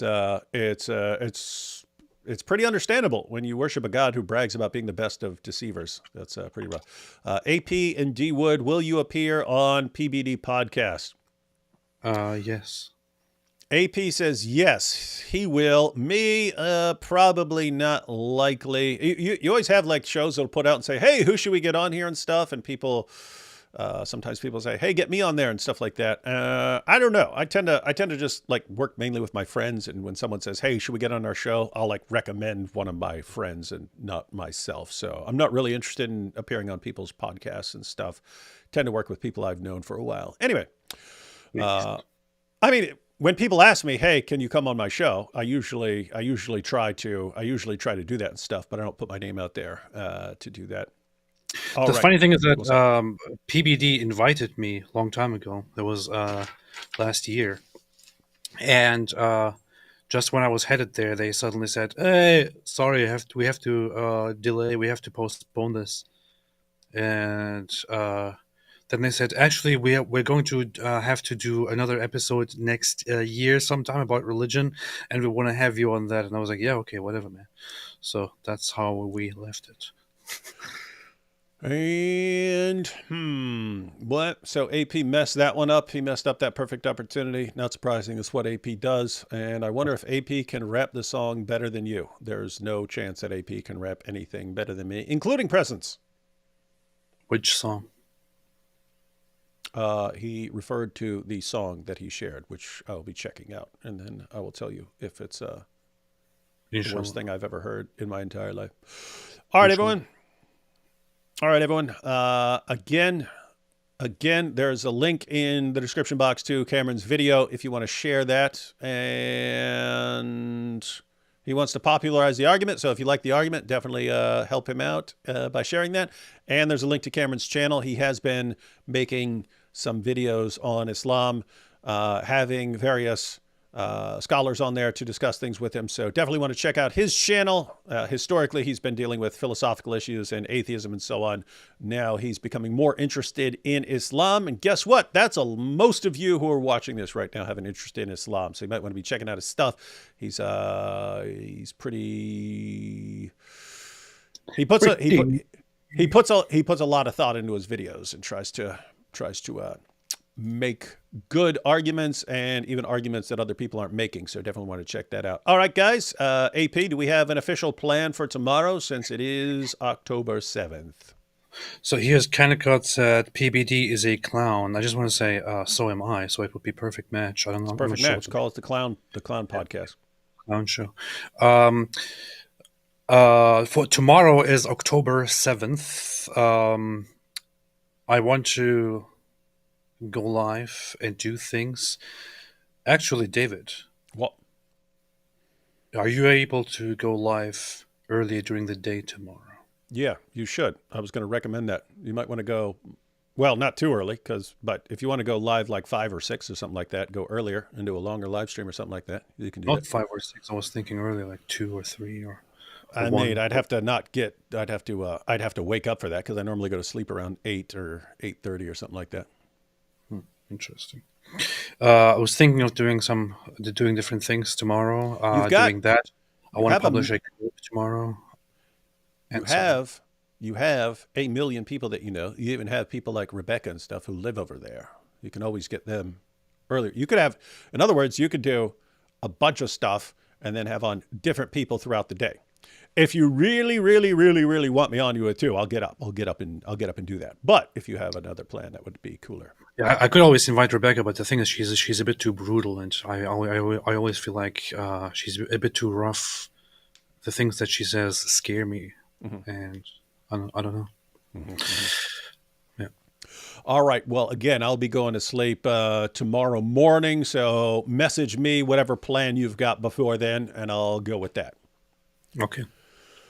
All right, and last one here. Non-Muslims should be united against this demonic force. Yeah, there's no disagreement there, and I've brought that up before. We're all on the same page, whether you're a Christian, an atheist, a Hindu, a Jew, Mormon, whatever.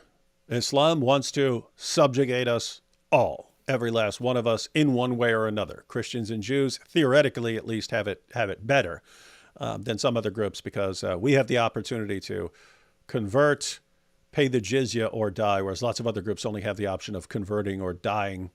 And so we're all being targeted by one thing, and therefore we should all be on the same page when it comes to that thing that wants to subjugate all of us.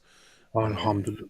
With that said, what's that? Since it is already October 7 in Israel, I would say it would be important, so first off, to all those who experienced October 7, who lost somebody on October 7, who are in Israel, who are from Israel, who have any connections, who are Jewish, whatever it is. We are with you and support you. And what happened on that day has caused only many people around the world to jump on board with the terrorists and direct more hate toward you by taking advantage of what the terrorists did. But you have lots of people around the world who love you, who care about you, who support you. You have strength and resilience that nobody has ever shown in the history of civilizations, of humanity. You will stay strong and arise even stronger after this. David and I are very, very much supportive and will be there. And I would say that this October 7 and everything that happened afterward should actually be an opportunity to realize how messed up Islamic terrorism actually is, how messed up the whole Palestinian idea actually is, and how it very much relies on this Nazi-like idea of wanting to eradicate the Jews and establish the caliphate and not let them breathe and so on. The opposite of that should happen. And Jews have a love for life. Israel has a love for life. And if anyone in that region, in that piece of land, in that little strip of land, deserves to survive and be supreme and rule in the end, it would not be the clearly evil side. It would rather be the side that actually cares about life, that wants to protect life, that builds and that does not destroy. And I hope that Israel doesn't listen to anybody right now and simply goes and cares about defending themselves and elevating their position in that land, because that's what you deserve. And there's a bright side to everything that's going on, and that you have the Free Palestine crowd becoming more and more unhinged as they don't get their way.